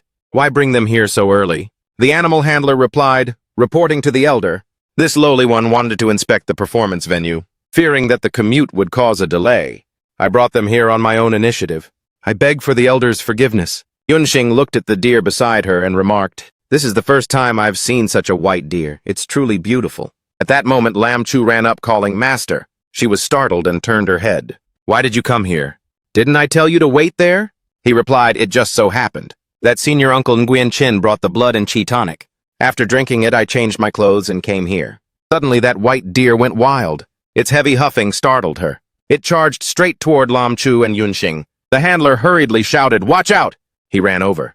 With one hand he held back the white deer's head, and with the other he held Lam Chu back, saying, "When someone approaches suddenly, they get a bit frightened." Taking advantage of the moment, he slipped a small pouch into Lam Chu's belt. Then he restrained the deer, apologizing for startling him. Lam Chu smiled and waved it off. "It's all right." Then he turned and said, "Master, let's head back." She nodded, "All right." Up on the grandstand, Nguyen Chin held the scroll and read out the match results. Mount Taichu 4 wins and 2 draws out of 6 matches. Thien Hak Sect 2 wins and 1 draw out of 6 matches. Vanley Sect 1 win and 1 draw out of 6 matches. Final ranking: first place, Mount Taichu; second place, Thien Hak Sect; third place, Vanley Sect. Lam Chu looked back as he walked, praising the junior brothers for their swift and decisive victories. Yunxing nodded smugly. They truly live up to being my disciples." She approached Xuan Shuo's location, bowed respectfully, and reported, "Master, the birthday feast has been prepared properly. Please, Master, move to the venue." He stood up and spoke. "Since everything is ready, let's go. Distinguished guests have come from afar. We cannot keep everyone waiting for long." The group of people moved together into the main hall. Huyen Trak sat in the host's seat. On both sides were the guests, along with his disciples. Birthday gifts were presented to him one after another. The Thute Kingdom gifted hundreds of precious medicinal herbs. The Ngok Mai Nation gifted hundreds of animal furs. The Jiatin Kingdom gifted hundreds of bottles of Ngok Hai Vu wine. The Van Lai Sect gifted a dagger. The Crane Immortal bowed respectfully to the Immortal. The Thien Hak Sect gifted the first Crane Immortal. Wishing Sect leader Trak eternal longevity. Rare white deer have appeared in Ngoklan in recent years, specifically brought here to perform a dance for Sect leader Trak. Melodious music began to resonate. Yunxing sat in her place, full of vigilance, wondering where they would strike from. A person started playing the flute. The herd of white deer, along with the birds and beasts, also began their dance. Seeing this, Yunxing frowned. "Have they already started their move?" She immediately whispered to Lam Chu. He looked up and asked, "Master," and she whispered a reminder, "Stay close to me later." They didn't act during the competition, so they will definitely make a move during the feast. He immediately nodded. "Yes, Master." Thuthan turned and asked doubtfully, "This is the Grandmaster's birthday feast.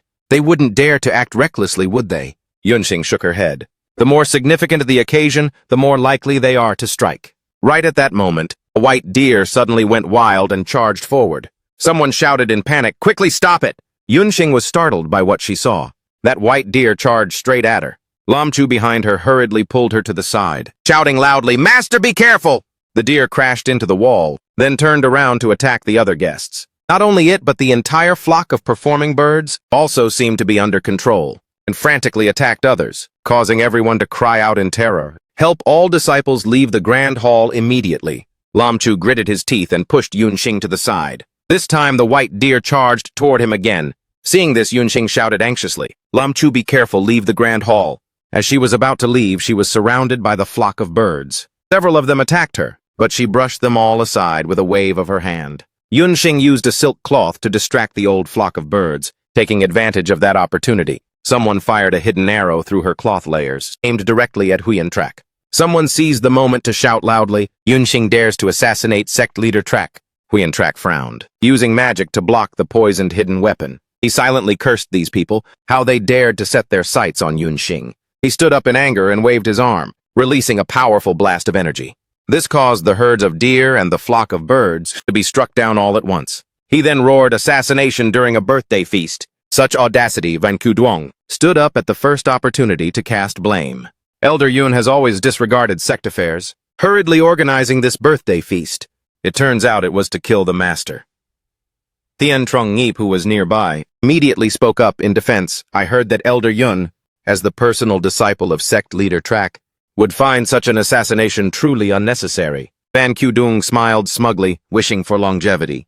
"I think she is simply impatient for Elder Trak to pass away."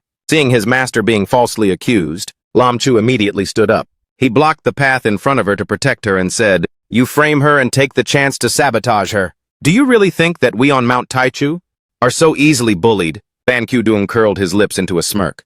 "It's a pity for sect leader Trak, who has gone through many hardships, only to raise a pair of white-eyed wolves. Such rebellious traitors. The sect leader should still deal with them as soon as possible. Be careful, or one day they might actually succeed. It will be too late for regrets. Huyen frowned. It indeed had to be settled. In his heart he thought angrily, daring to plot against Yunxing, they are seeking their own death.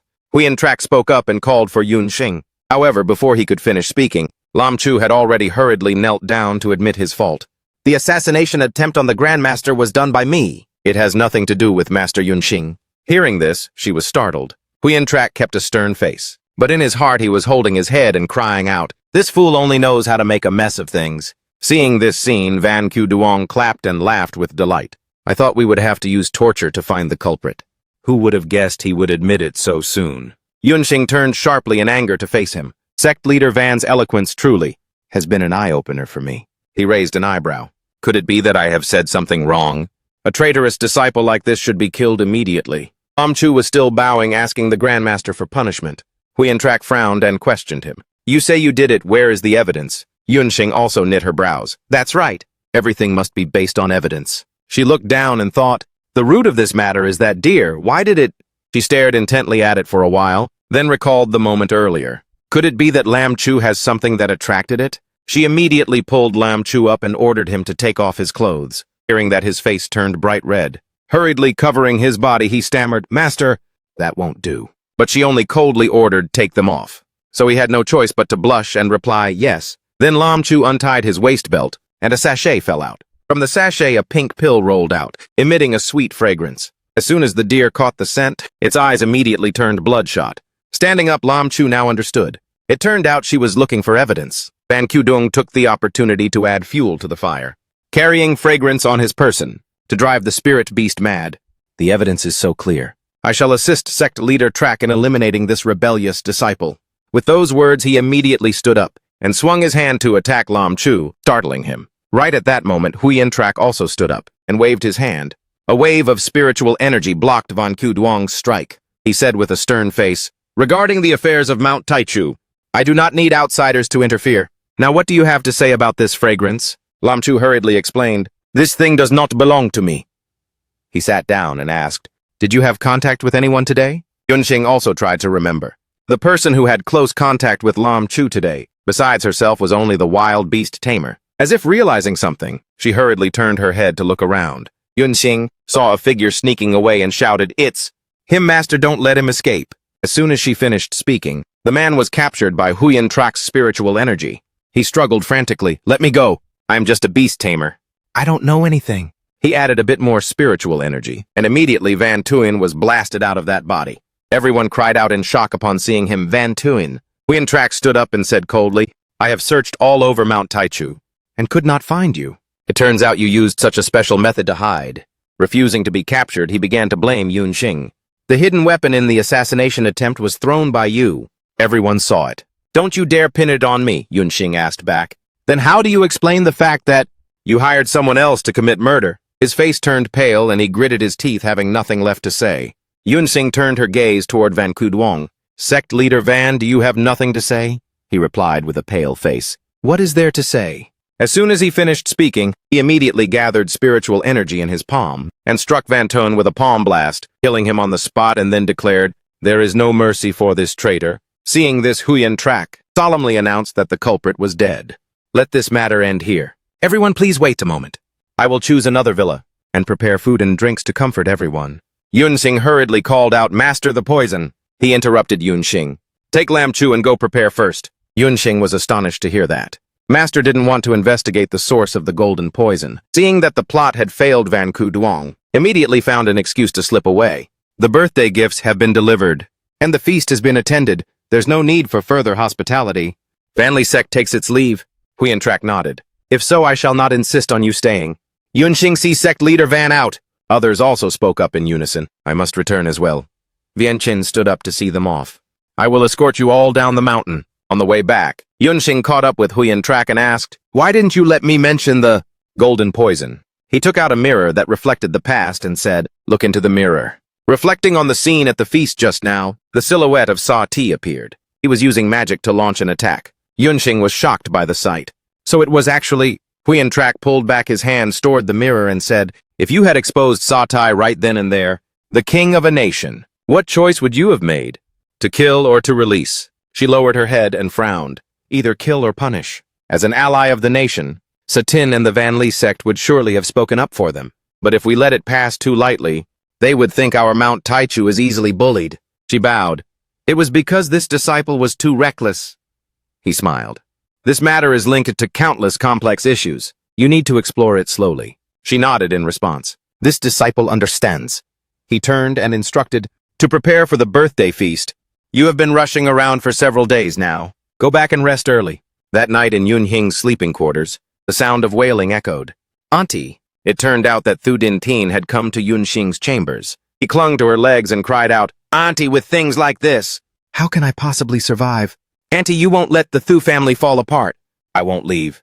Yunxing scolded him angrily. You are the emperor!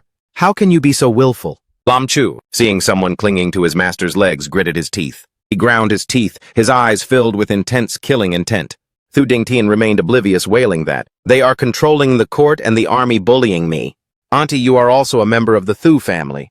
You cannot watch our family perish. Lam Chu's face darkened. He coldly stepped forward and called out, Hey, your majesty, which startled him. Lam Chu pulled him away and reproached him. Deal with your own country's problems yourself. Yunxing seemed to remember something. Wait, she recalled that in the story. Thu Tang had left a letter. Master, the Thu family is in trouble. I cannot stand by. I am leaving the mountain on my own. If I can return alive, please punish Thu Than. She muttered to herself in the original plot. Thu Than went down the mountain alone to help his family. A tragedy was orchestrated. By the time the people of Mount Taichu arrived, the Thu family had been wiped out. Thu Than failed completely, and thus lost the chance to become an immortal. She gritted her teeth and told herself, I absolutely cannot let that happen. So she spoke up to stop Lam Chu. Stop arguing with His Majesty. Your Majesty, you should return first. I will get involved in this matter. Upon hearing this, Lam Chu was dazed. Thu Ding Tien was also stunned. He hurriedly stood up and said happily, I am so grateful to you, Auntie. The next day, at Huyen Trak's immortal chambers, Yun King ran to find him. Master, he opened the door holding a box and said, Yunxing, you've come at just the right time. Here is, but she interrupted him, panting. I want to go down the mountain. The Thu family is in trouble. I cannot just stand by and do nothing. Huyen Trak frowned upon hearing this. The Thu family is royalty. Do you really want to involve yourself in the affairs of the Thute nation? She replied firmly. Even if I am to be punished, I must go. The Thu family is in peril. Thu Tan is after all involved in this. I cannot watch my own disciple die without trying to save him. Huyen Trak sighed. Fine. I originally intended for you to attend the 3 sects selection competition in my place 2 months from now. He handed her a box engraved with floral patterns and said, This is the sect leader's token and my personal command. The 3 sects selection competition concerns the recruitment of the core forces of Mount Taichu within the Thute nation. Since it is a major selection, you must be careful. She bowed respectfully. Thank you for your guidance, Master. He waved his hand quickly. Take your disciples with you. Consider it a form of training. She immediately smiled and replied spiritedly, Yes. Then she ran off. Huyen Trak watched her retreating back and muttered, A storm is coming. A little training will do her good. However, a sense of worry rose in his heart. But with Yunxing leaving the mountain this time, I fear the other 2 sects will use this opportunity to cause more trouble again. Never mind, it just means a bit more effort on my part. My disciple doesn't need to worry about such things. In Thujia City, the capital of the Thute nation, Yunxing wandered around and remarked with admiration, The Thute nation truly has only 2 seasons, autumn and winter. Dressed in blue robes, she instructed her disciples, From now on, to avoid revealing our identities, call me sister.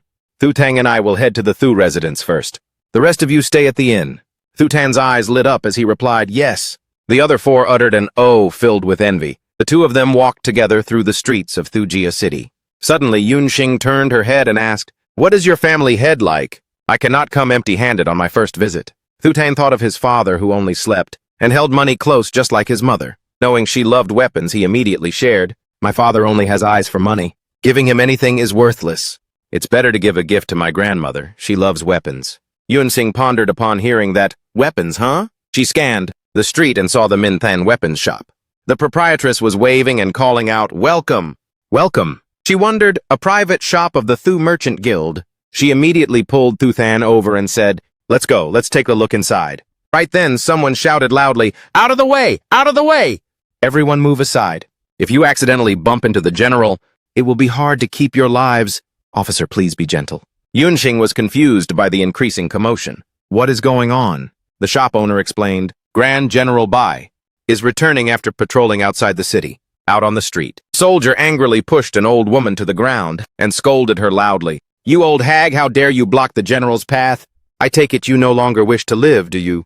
A child ran up, angrily hitting the officer's hand and shouting, I won't let you bully my grandmother. But he swung his arm, knocking the girl away and yelling, Get out of the way. The old woman anxiously rushed to pick up the girl, calling out, My granddaughter. Thu Tan was enraged, seeing this. He punched the nearby door and cursed, Is there no law anymore? In broad daylight? To treat the common people like this? The shop owner quickly stopped him. Don't. You cannot go out there. Yunxing was puzzled. Why, the shop owners let go of his arm and hurriedly explained to her, Those are Grand General Bai's men, you must not cross them.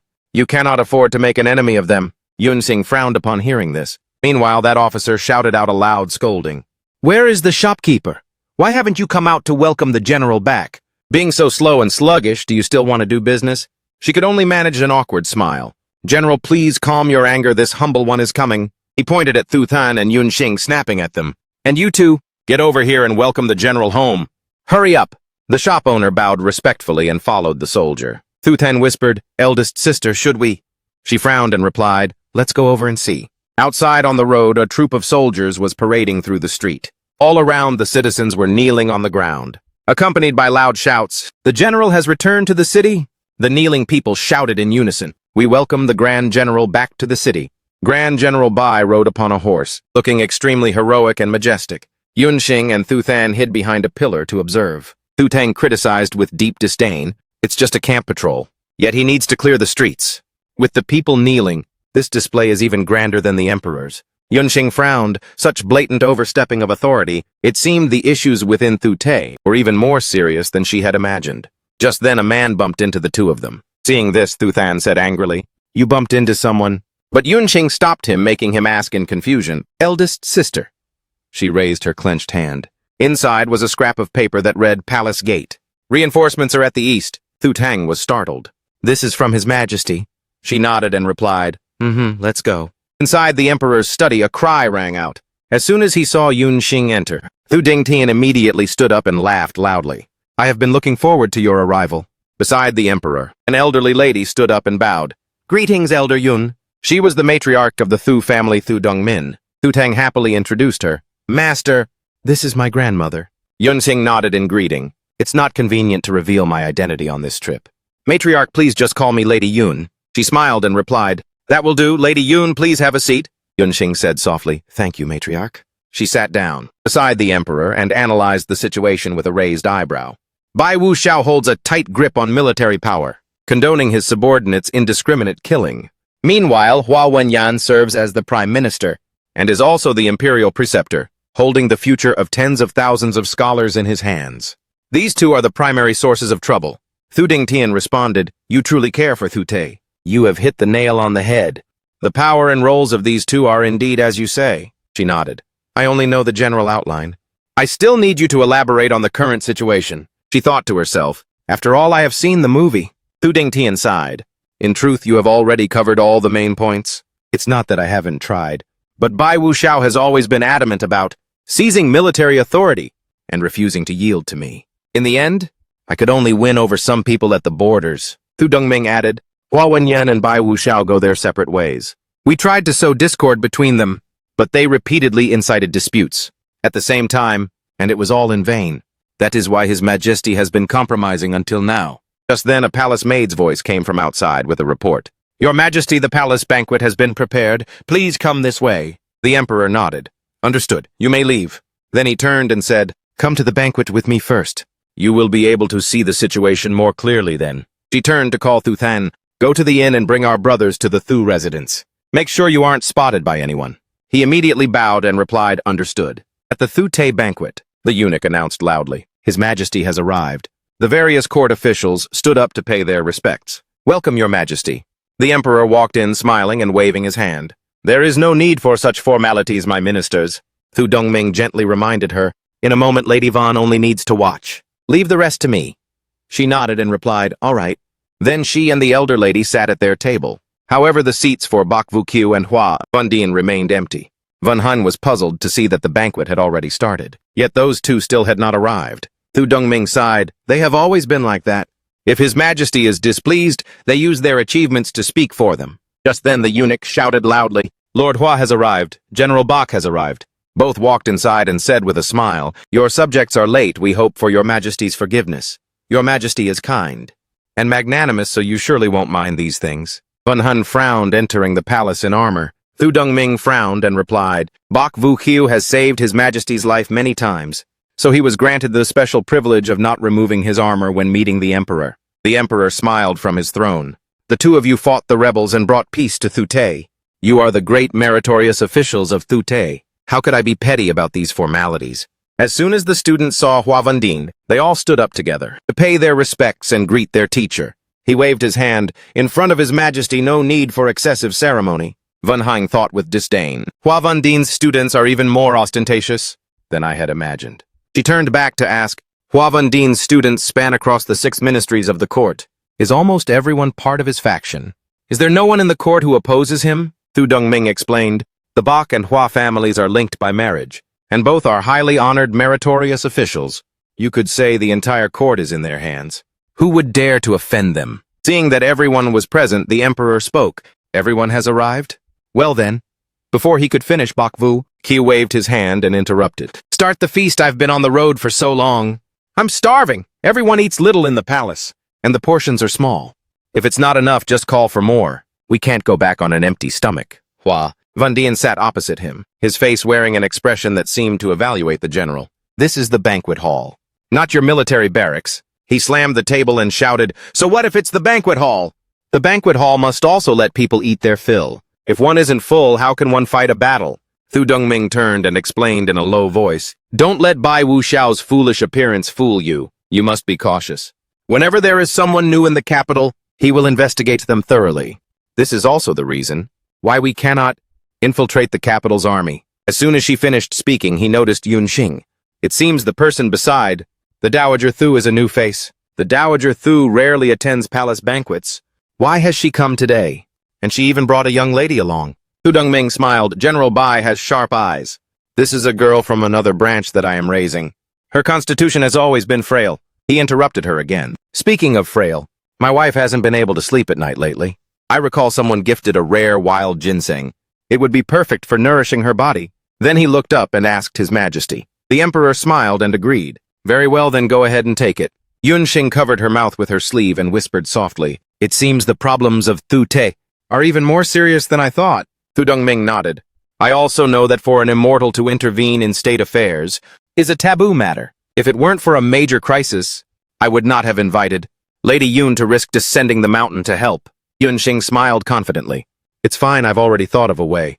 She thought to herself, I am here to save Thu Than. Intervening in state affairs is just a convenience. As long as I don't reveal my identity, it should be fine. When the banquet ended, the Thu family's carriage immediately left the palace. Inside the carriage, Thu Dongmin asked Yun Xing, Lady Yun, you said at the banquet that you had a solution. Please explain it more clearly so that I can make the arrangements. Yun Xing smiled and replied, We will take action from the West City. Thu Dongming nodded. That will work. The Deputy Lord of the West City is one of our people. The City Lord of the West City is Van Miuzhong, a student of Hua Vandin. Regarding his character, this man is indecent. The citizens in the city all harbor resentment toward him. Van Han continued. Earlier, you mentioned having our own people at the border. We can coordinate from within and without with the border army. Once the matter in the West City is pushed through, Bok Vu-Kiu will surely take action then. Finally, the carriage returned to the Thu Manor. The two of them stepped down and went inside. As they walked, Thu Dongmin suggested, I have prepared a room for Lady Van. The journey has been long and exhausting. You should go and rest first. But Van Han shook her head and declined. There's no need to rush. Since we've decided to act starting from the West City, then we should make arrangements as soon as possible. Hearing that, she turned and asked, Where is the young master? A servant replied, reporting to the madam, The young master is currently in the garden admiring the moon, with several other distinguished guests. She then invited Lady Van, please come this way. She nodded. All right. In the garden of the Thu Manor, the pale moonlight hung high in the sky, illuminating everything in a courtyard. Lum Chu worriedly muttered, It's already this late. Why hasn't Master returned yet? I must go find her. Thu Dongmin's voice rang out. To have a disciple who cares for their master so much, Lady Vun is truly very fortunate. As soon as Lum Chu heard the footsteps, he turned his head back in delight. Vun Hang smiled. With the madam here, who would dare to touch me? She sat down in the courtyard and told her disciples, on the way here, the madam and I have discussed this. To resolve the difficult situation of Thu Te, we need to start from... Suddenly Thienhua interrupted. Wait a moment. He reached out and established a barrier. Speak carefully. What Master wants to discuss is related to the fate of Thu Te. It is best to be a little careful. Spiritual energy spread out from Thienhua, surrounding this entire courtyard. Vun Hang continued. I have consulted with the matriarch of the Thu family to take action from the West City. Since the West City is located at the border, we can exploit the communication time lag to cause interference. At that point, the Thu family matriarch will arrange internal support. Thienhua, you and Ngoc Do head to West City. Calculate everything carefully. With Ngoc Do's superior martial arts, I feel more at ease leaving the two of you in charge of the matters in West City. Thienhua frowned and asked, Master, do you have a specific plan for the West City yet? She replied, an epidemic. If such a disaster occurs in a place under his governance, Hua Vendine will have to take responsibility. Tu Dongming shook her head again. Hua Vendine has many subordinates. What if he sacrifices the small to protect the large? She smiled. Rumors will stir the people's hearts, and even more so the military's morale. By then, Bok Vu Kio's military authority will be unstable, and Hua Vendine, whether he wants to or not, will have to deal with it. Tu Dongming nodded. The border army is stationed outside the city. The Von Jiang Trung family is loyal to my clan, and their troops are among those stationed, not far from the West City. Vun Hang smiled. If the border reports that rebels have seized the city, once the suppression fails, the generals bear the greatest guilt. Therefore, Bok Vu Q will be held accountable, and part of his military power will be revoked. Thu Dongmin's eyes lit up and she immediately continued with joy. Using one more minor tactic makes it a series of interlocking stratagems, combined with a scheme to sow discord. Lady Vun, the tactics you've come up with are truly brilliant. She gave a bashful smile. The madam overpraises me. In her heart, she thought, these are just the common schemes of the powerful figures seen in TV dramas. It's a small matter. She turned back to instruct her disciples. Your goal for this trip is to sever all communication between the capital and the secret guards of the Hua and Bok families, embedded within the West City and the border army. Thienhua bowed and replied, yes. She curled her lips and continued. Aside from the plea for help, not a single piece of news is allowed to leak inside. Thienhua turned again to ask, may I ask the madam, do you have a token so that my junior brother and I can meet with your people? She brought out a jade pendant and said, take this. Thu Tang curiously approached and asked, grandmother, isn't the symbol of our Thu family a maple leaf? When did it change to a ginkgo leaf? She placed the jade pendant into Thienhua's hand and replied, when I arranged those 8 people, I ordered them to only recognize the ginkgo jade pendant. After you meet, just tell them Lady Vun's plan for today, and they will know what to do. Thienhua immediately replied, yes. Ngoc Do and Thienhua bowed together to their master. The road to West City is very far, and Ngoc Do and I will set out right away. She nodded. Safe travels. If anything happens, remember to contact me immediately. After the discussion, both of them left the barrier together.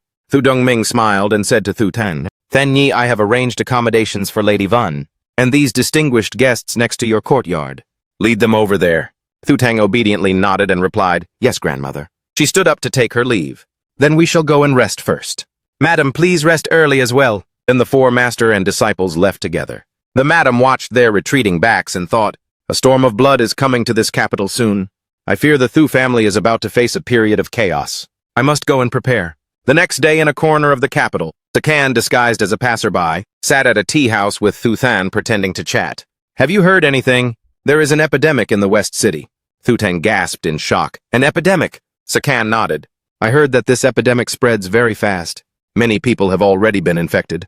In less than 2 days, they were dead. The person sitting next to him immediately reacted. What kind of joke are you telling?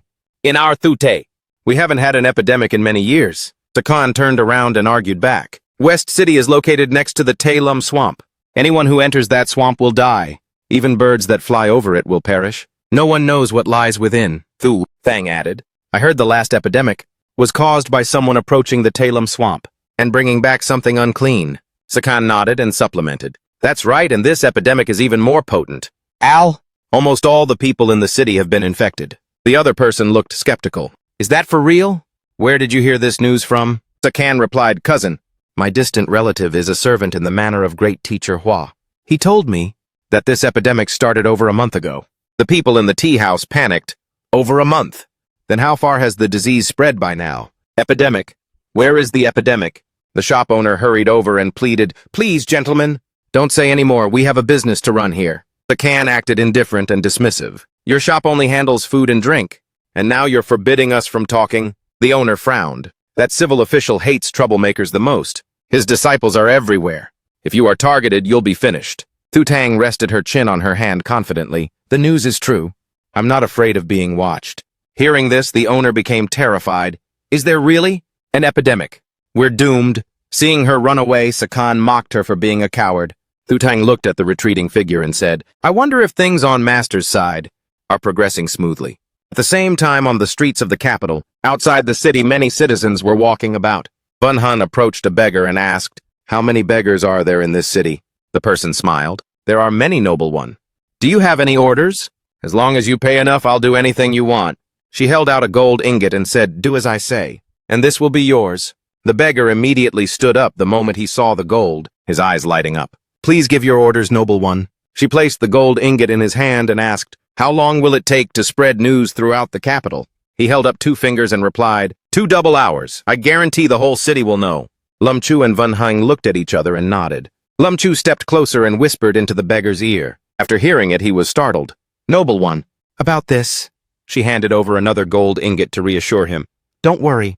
No one will cause trouble for you. This is your reward." The moment he received the money, he immediately bowed and thanked her. "Thank you, noble one. May you always be prosperous." After the task was set, Van Heng turned around and said with a smile, "In less than half a day, this news will surely reach Hua Van Din's ears. Now send word to Thien Hua and the others." Lum Chu immediately replied, "Yes." At Hua Van Din's manor, inside the study, he was sitting and reviewing intelligence reports. As he opened a letter, it read, "Your student Van Muzung begs the teacher to save his life."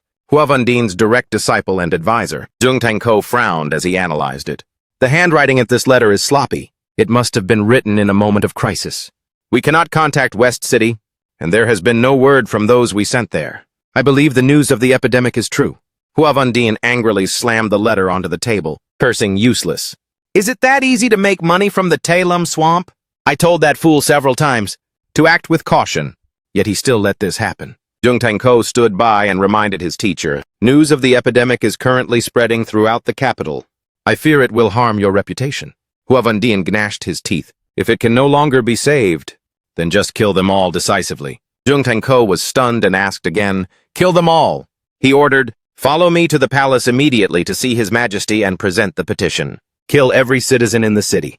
Zheng Tangko hurriedly bowed and replied, "Yes." In his heart, he understood. Once the mass execution of the citizens was carried out, every spearhead would be pointed at His Majesty. At the study in Kantan Palace within the imperial city, the emperor sat in the center, and Hua Van Din sat beside him. Zheng Tangko approached and performed the rites. "Your Majesty, West City has been overtaken by an epidemic. The disease is very dangerous. For the safety of Thute, your servant, recommends the execution of all citizens in the city." The emperor opened the letter and asked, "Kill all the citizens." In the petition, it was already written, considering the spreading epidemic in West City, to protect the nation and the safety of the people. Imperial teacher Hua Van Din is hereby ordered effective immediately to blockade West City, decree death upon the populace, and burn all houses and structures to prevent the disease from leaking out. There must be no delay. After reading, the emperor scolded, "Do you have any idea how many people are in West City?" Hua Van Din's face darkened as he reported, "Your Majesty, the epidemic has been raging for over a month. West City is near the border, where the border army is stationed. Once the border army is infected, the nation of Thute will face even greater peril. News of the epidemics is spreading through the capital, and the people are terrified. I fear it will affect the stability of the realm." The emperor hesitated. But to kill all the citizens? Hua Van Din stood up in anger and urged, "Tomorrow at court I will ask for the officials' opinions to see if they want to kill those in the city to protect Thute, or if they want to wait for death with your Majesty." The emperor gnashed his teeth in fury, thinking, "You've already written the decree for me. What is there left to ask?" So the emperor was forced to seal it. "Fine. Just proceed according to Lord Hua's wishes." That night outside the study, Hua Van Din smirked. "Spread the news. Say that it was His Majesty's idea. That I tried my best to persuade him, but it was in vain." Zheng Tangko bowed and replied, "Yes." Outside the capital city, people were moving about busily. Lum Chu stood listening, then smiled and said, "The news we spread is working." Van Hun went up to a jewelry stall and asked, "Everyone has already fled. Why haven't you run away yet?" He smiled. "I'm leaving right now." "Young lady, look at this bracelet. A huge bargain, a massive sale before I leave." Then he lowered his head and whispered a warning. "His Majesty's imperial decree to kill all citizens in the city has been sent to West City. Please, young lady, stop it in time." Van Hun was stunned upon hearing this. "Kill all the people in West City." That merchant, or rather the spy sent by the Emperor, began to act. He pulled back the bracelet and scolded. "You've been looking for so long and still won't buy it. Go away." Lum Chu, knowing the other's identity, became angry. "What kind of attitude is that?" The owner hurriedly packed up his stall and replied, "My attitude? What about it? Leave me alone. If I don't want to sell anymore, I won't. The epidemic is about to spread here. Running away is more important." With those words, he grabbed his bag of goods and ran off. Van Hang saw this and broke into a sweat, thinking, "He really runs fast." After he left, Lum Chu leaned in and asked, "Did the stall owner just pass some news?" She nodded and whispered into a butterfly created by magic, "Yes. The imperial decree to kill all citizens in the city is on its way to West City. Tianhua's group must stop it." She raised her hand to let the butterfly fly away and said, "Hua Vandin has begun to make his move." Then the butterfly followed her command and flew off. At this moment, outside the Thu Manor, a large crowd of people gathered around, shouting, "My younger brother is still in the city. You cannot kill the people of West City. Open the gates. We want to see the head of the Thu family. You must not kill all the people in the city. We want to see the head of the Thu family." Van Hang stood outside, watching the scene, and couldn't help but sigh. Hua Vandin truly deserves his reputation as the leader of the civil officials. To think he could actually turn black into white like this. Lum Chu was also filled with dread. The intention to kill all the citizens was his, but now it had become the will of His Majesty and the Thu family. Just then the sound of horse hooves rang out, along with the shout from the carriage of the overseer. "Make way for the great officer immediately." The man scolded as he passed through. "His Majesty's divine will has been decided. You are gathering in a mob to cause trouble. If you disperse now, you shall be pardoned. If you continue this disturbance, you will be thrown into prison." The carriage curtain was pulled aside. Zhong Tenko appeared and asked, "Why is the young lady here? I wonder if you could board the carriage, so we might talk." Van Hun was about to step forward when Lum Chu stopped her. He whispered a warning. "Sister, he is one of Hua Vandin's men." She reassured him softly. "It's all right, they wouldn't dare do anything in front of the Thu Manor's gates." With that, she climbed into the carriage. After sitting down, she immediately asked, "Lord Overseer, did you just come from the palace? Why did you not persuade His Majesty to withdraw? The decision to execute all the citizens in the city, surely. You know what the consequences of killing all those people will be." Zhong Tenko replied, "For the sake of Thute, His Majesty had no other choice but to order the execution. One can only blame the heartless epidemic." Then he took out a letter with a brush symbol on it. Van Hun was startled when she saw it. Zhong Tenko signaled for her to be silent. Van Hang immediately took the letter and nodded to him. Afterward, she pulled back the curtain and began acting, scolding the Lord Overseer. "If you are going to be so stubborn, then our paths diverge. Cooperation is impossible. Farewell." Inside the carriage, Zhong Tenko also ordered his men to return. Lum Chu hurriedly followed her footsteps. Inside the main hall of the Thu Manor, Thu Dongming ran out in a panic. She asked anxiously, "Young lady, you've returned? Is everything all right?" She frowned and asked the old lady, "What is the actual relationship between Zhong Tenko and the Thu family?" With that, she took out the letter. Thu Dongming replied, "You can trust him completely. Except for emergencies, he is not allowed to associate with the Thu family. The information in the letter must be very important." She opened the letter. Inside was a list. Upon hearing this, Thu Dongmin became excited. "Let me see." Van Hun handed the letter to her. After reading it, she frowned. "The people on this list are all disciples of Hua Vandin. These people must be Dung Tan. Ko is also one of our own." Hearing that, Van Hun smiled. "So that's how it is. Then we shall make our move against them. We cannot let the execution of the citizens become a reality." In a forest on the outskirts of West City in the dead of night, a person was galloping away on horseback. Suddenly an arrow whistled through the air, piercing straight through the man's heart, causing him to fall from his horse.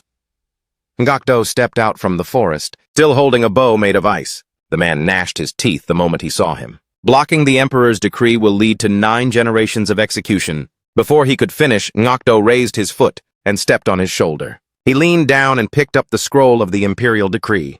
Ngakdo unfurled the decree. At the same time, the ice bow in his hand vanished. Inside the decree it was written, "Burn all houses and structures. Prevent the epidemic from spreading. Do not let it escape. There must be no delay." with the Emperor's seal attached. Task completed. Ngakdo used telepathy to speak to Van Hang. Master, I have obtained the decree in Thuda City. At this time, Van Han and Lum Chu used their spiritual power to infiltrate a study. Lum Chu looked around, assessing the place. This Lu Tufong is truly impoverished. Aside from books, there isn't a single thing of value. Van Hang suddenly discovered a painting of a brush on the wall just as someone pushed the door open and shouted, "Who are you? How dare you break into my manor?" Van Hang and Lum Chu bowed in greeting. "I only came because I admire your integrity." Lu Tufong. The head of the study, Lu Tufong, frowned and said, "This humble Lu is merely a manager of literature. Uninvited guests, please leave quickly. Otherwise, I will report you to the authorities." Van Hang hurriedly waved her hands. "Lu Tufong, do not worry, we will leave at once. In Master Lu's study, there is only a single decorative painting. Perhaps it carries some special meaning, doesn't it?" Lu Tufong smiled and replied, "That is just an ordinary painting, gifted by an old friend." She also turned and asked, "A painting from the Lord Overseer is worth 1,000 pieces of gold. How could it be ordinary?" He was startled upon hearing this, then turned away and began to feign ignorance. "I do not understand what you are saying." Van Hang continued, "Well then, Lu Tufong surely understands what this is." With that, she took out a string with a brush pendant. Lu Tufong was shocked the moment he saw it. "You are—" Van Han smiled. "Since Master Lu understands, then please cooperate with us." Lu Tufong bowed. "I have waited for over 10 years, and finally the wait is over. Please give me your orders." Lu Tufong will not hesitate even if my body is crushed and my bones shattered. Van Hang stepped closer and whispered, "I need this." After listening, Lu Tufong nodded. "Great lady, please await my good news." Outside, the Lu Manor Lum Chu chased after Van Han and asked, "Master, if you were certain he was one of us, then why didn't you show the token from the beginning?" Van Hang smiled. "Both Hua Van Dien and Bak Hiu Ho are cunning. It is better for us to be careful." Then she pulled his hand along and said, "Let's go to the next place to verify some identities." Atop the city gates of West City, Trung Van Thi, leader of the Thu family's shadow army, stood waiting. Tianhua approached and said, "So you are here. I have been looking for you for a while. Trung Vu has been lying in ambush outside the city for 2 days now." Trung Van added, "If we do not act, I fear the border troops will grow suspicious." Tianhua presented an imperial decree and said, "Do not worry. We will soon be able to take action." After reading the decree, Trung Van smiled. "With this decree, riots will surely break out in the city. With Trung Vu lying in ambush outside, we can take the opportunity to enter the city. By coordinating from inside and out, we can seize West City in one blow." Tianhua replied, "Do not rush, we must also wait for news from the capital. Only when both sides act together can we defeat Hua Van Dien." Inside the main court hall of Thuda City, Hua Van Dien led the group of civil officials. At this moment, Lu Tufong stepped out from the ranks, bowed, and reported, "Your Majesty, I wish to accuse Hua Van Dien of orchestrating the epidemic in West City, extorting wealth and stationing troops with the intent to rebel." Upon hearing this, Hua Van Dien turned around sharply and snapped, "What did you say?" The Emperor's face darkened as he feigned anger. "Impudent! Lord Hua has been by my side for many years. How dare you say he wants to rebel?" Lu Tufong immediately knelt. "Your Majesty, please calm your anger. Rumors are spreading throughout the city, and every single one points to Lord Hua. To say that these matters have nothing to do with Lord Hua is something I cannot believe. Today, even if blood must be shed in the Golden Throne Hall, I must beg your Majesty to demand justice for the common people." The Emperor stood up abruptly and shouted, "Silence!" Hua Van Dien also hurriedly bowed. "Your Majesty, to be slandered like this today truly breaks my heart. I beg your Majesty to investigate clearly and restore my honor." The Emperor replied, "Lord Hua works for the country and the people. I will certainly investigate this matter thoroughly and restore your innocence. The court is dismissed." Having spoken, the Emperor turned and left. The officials also left the Golden Throne Hall one after another. Hua Van Dien angrily clenched his fists and thought to himself, "You actually dare to impeach this official in front of the entire court? It seems you are tired of living." Outside the Hua Manor, it was loud and chaotic. People were bustling back and forth. Hua Van Dien's carriage returned. Zheng Tangko helped him down. His disciples immediately surrounded him. "You are back, Master. Is it true that rumors are spreading through the city? Do you really intend to rebel?" Hua Van Dien angrily interrupted. "Gathering like this, you show no scholarly conduct at all. From now on, do not set foot in the Hua Manor again." That person hurriedly apologized. This student only wanted to know the truth, but the main gates of the Hua Manor had already closed. Once inside, he irritably ordered, "The matter in the main hall, quickly investigate who started it." Zheng Tangko replied, "Reporting to my mentor. That person was once in the Ministry of Personnel. Perhaps someone in the ministry is plotting something. Hua Vandin frowned. Investigate whoever is involved in this, and deal with them all. Jung Tenko immediately answered yes, then hesitated. Furthermore, I cannot contact West City. I fear... Hua Vanjin turned back. Go there yourself. You must not let anyone from Van, Zung, or those who entered the Lumte Marsh survive. Jung Tenko nodded. He bowed at the pavilion of the Thu Manor. Bun Hun was sitting weary in the garden pavilion. Thien Hua was at the border, nodding to signal Trung Vun. Immediately, Trung Vun fired a firework. Giving the signal, he thought to himself, "Brother, we can finally take action." Outside the city, Trung Vu saw the flare. The deputy general of the border army, belonging to the Trung family's shadow army under the Thu family. Trung Vu immediately smiled and shouted, "Brothers, charge!" Beneath the city wall, they repeatedly shouted, "Kill them all." Seeing Thien Hua turn to leave, Trung Vun asked, "Young Master Thien Hua, won't you stay here to command with me?" He replied, "I must go to the city lord's manor." At the West City Lord's mansion. Inside the study at this moment, Van Mu Dung was frantically stashing away his jewelry and treasures dripping with sweat while muttering, "If this city wasn't so profitable, I wouldn't have come here even if it killed me. My money, it's all my money. The rest I'll just have to find a chance to come back for later." And yet, as soon as he turned around, he saw Thien Hua appear. Panicked, he cried out, "Who are you?" Thien Hua gave a harmless smile. "Who I am doesn't matter. I'm interested in the secret between you and Hua Vandin, so I want you to tell it to me." Van Mu Dung, tied to the rafters, screamed at the top of his lungs, "If you've got the guts, then target me. Don't you target my money." Thien Hua smiled upon hearing this and picked up several gold ingots. Then he used magic to make them melt away, out of the man's sight. He even flashed a classic fox-like grin, because Van Mu Duong loved money more than anything. He shrieked the moment he saw that. Thien Hua dropped the gold ingot in his hand and threatened, "As long as you hand it all over, your transaction with Hua Vandin, then I will stop my hand." But he still turned his head away and replied angrily, "I don't know what you're talking about. On the contrary, it's you. Who dares to touch a court official? You've got a lot of nerve." Thien Hua curled his lip and continued to cast magic on the pile of money on the table. "Don't understand, huh?" The pile of money gradually turned into dust and sand. Van Mu Dung, seeing his spiritual children slowly melting away, broke down in tears. "Concealed sand, there's concealed sand in my study? Stop it now." Thien Hua chuckled, then reached out to touch the man's neck, saying, "Wouldn't it have been better to confess earlier? Isn't it better? Why must you suffer like this?" After that, he found the evidence of the exchange between the two sides. Once finished, Thien Hua cast another spell to create a sphere. An image of Van Han appeared from within the sphere and asked, "Has there been any progress with Thien Hua?" He nodded and recounted yes. Van Mu Duong and Hua Van Dien forced the people of the West City into the swamps, forcing them to use their own bodies to remove the toxins, in order to seize all the resources and wealth. I have already obtained the correspondence as evidence of this matter. Upon hearing this, Van Han praised, "Well done. These things must be given to Duong Than Ko. Only then can they have the greatest impact. He is currently on his way to the West City." Thien Hua nodded, "I understand. I am going to find him now." That night, Duong Than Ko rode his horse toward the West City. Suddenly, Thien Hua appeared before him, giving Duong Than Ko a startle. "Who's there?" Thien Hua took out a box and held it out in front of him. "Duong Than Ko, Lady Van asked me to deliver this to you." Duong Than Ko took it and was about to ask about Lady Van, but Thien Hua had already vanished. He opened the box. Inside were all the exchanged letters, and he thought to himself, "It seems I no longer need to go to the West City." Duong Than Ko nodded and signaled, "Let's take action." Those following him nodded in unison in response.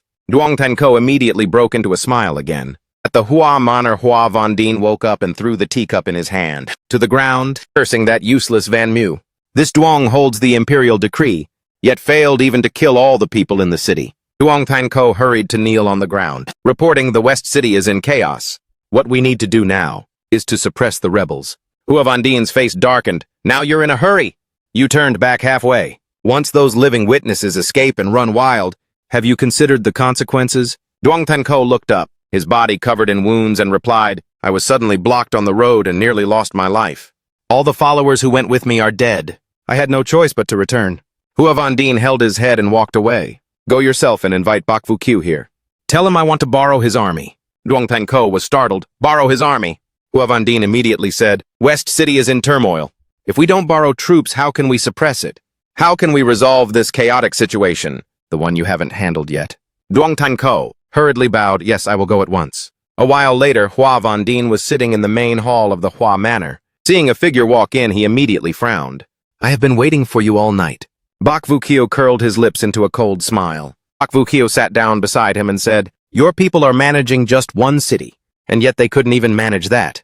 And now I have to clean up this mess for you as well." Huavandin grew angry. He shouted, "Your people are so close to West City. Could they not hear a damn thing?" Bok Vukio raised an eyebrow. "So you want me to deploy troops without an order?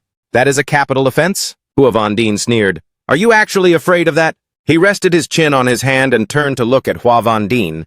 "Of course I'm not afraid. But you can't expect me to waste my efforts for nothing, can you?" Huavandin had to look away and muttered, "I will give you 2 more parts of the northeastern West City swamp." But Bok Vukio demanded double the price. 4 parts. Huavandin lost his temper as soon as he heard that.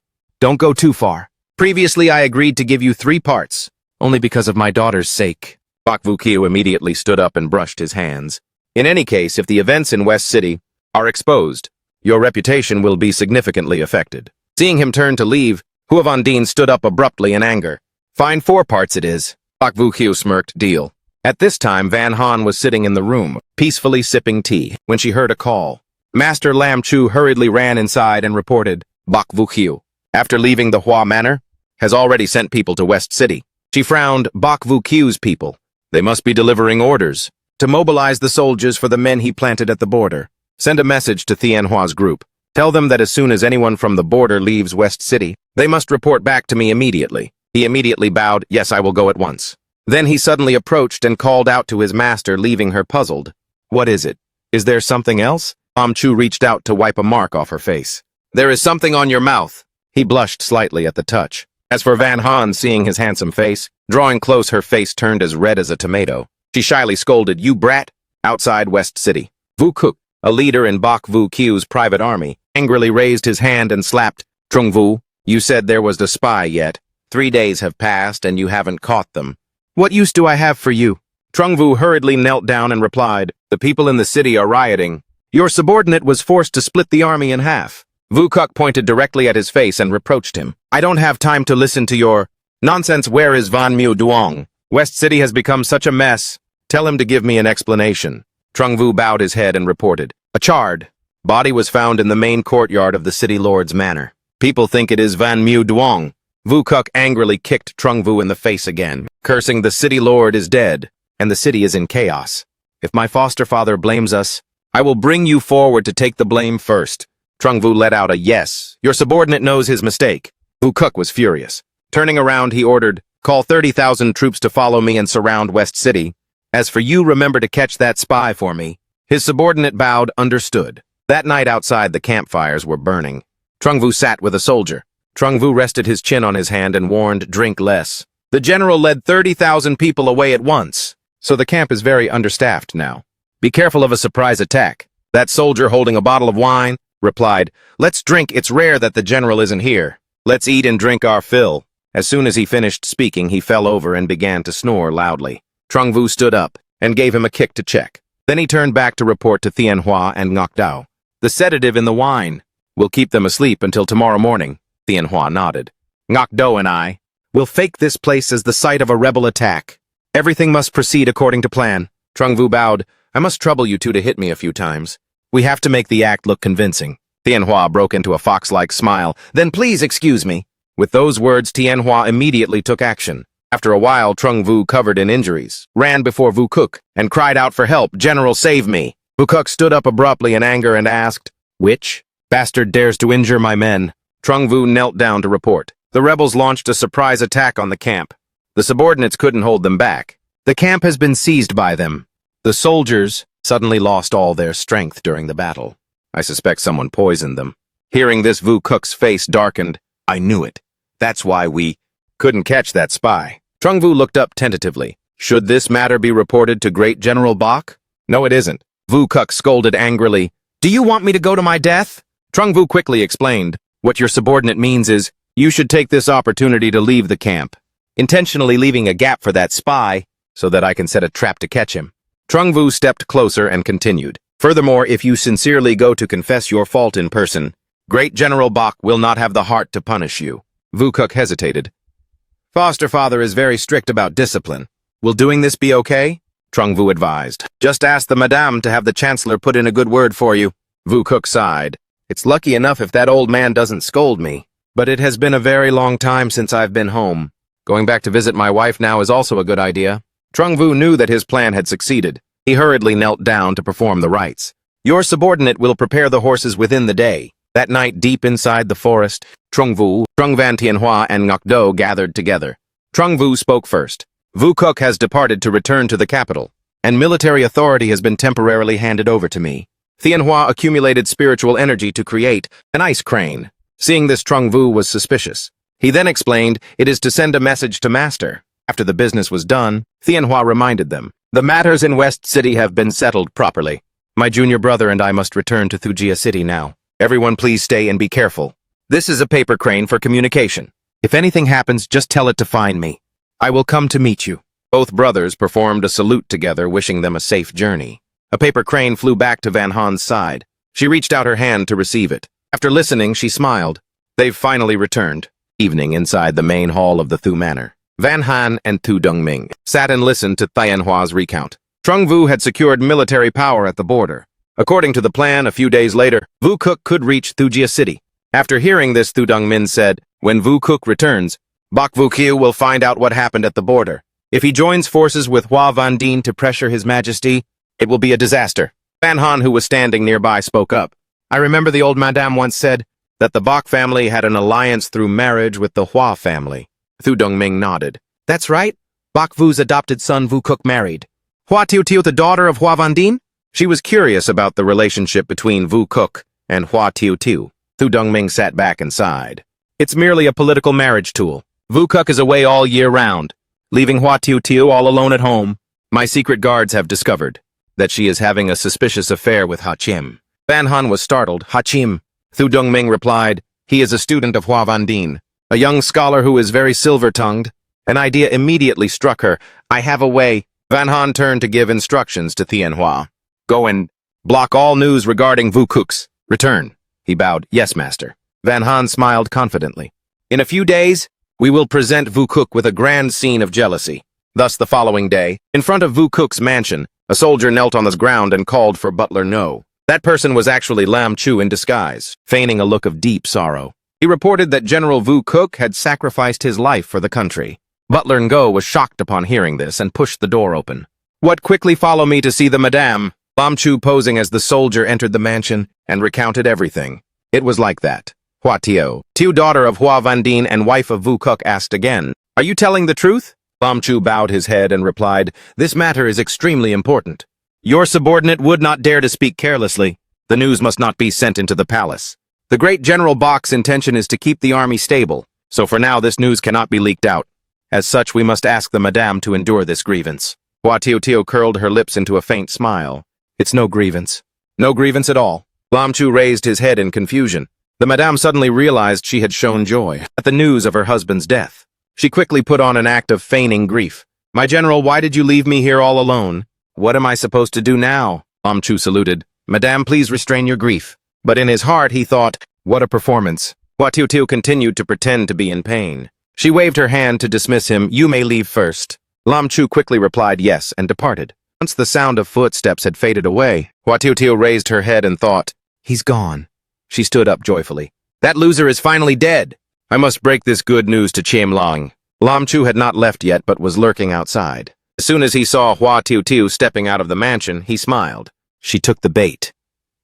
At the Thu Manor's flower garden, Lam Chu ran back and called out loudly, Master! He bragged, I've settled everything. His face clearly showed an expression of quickly praise me.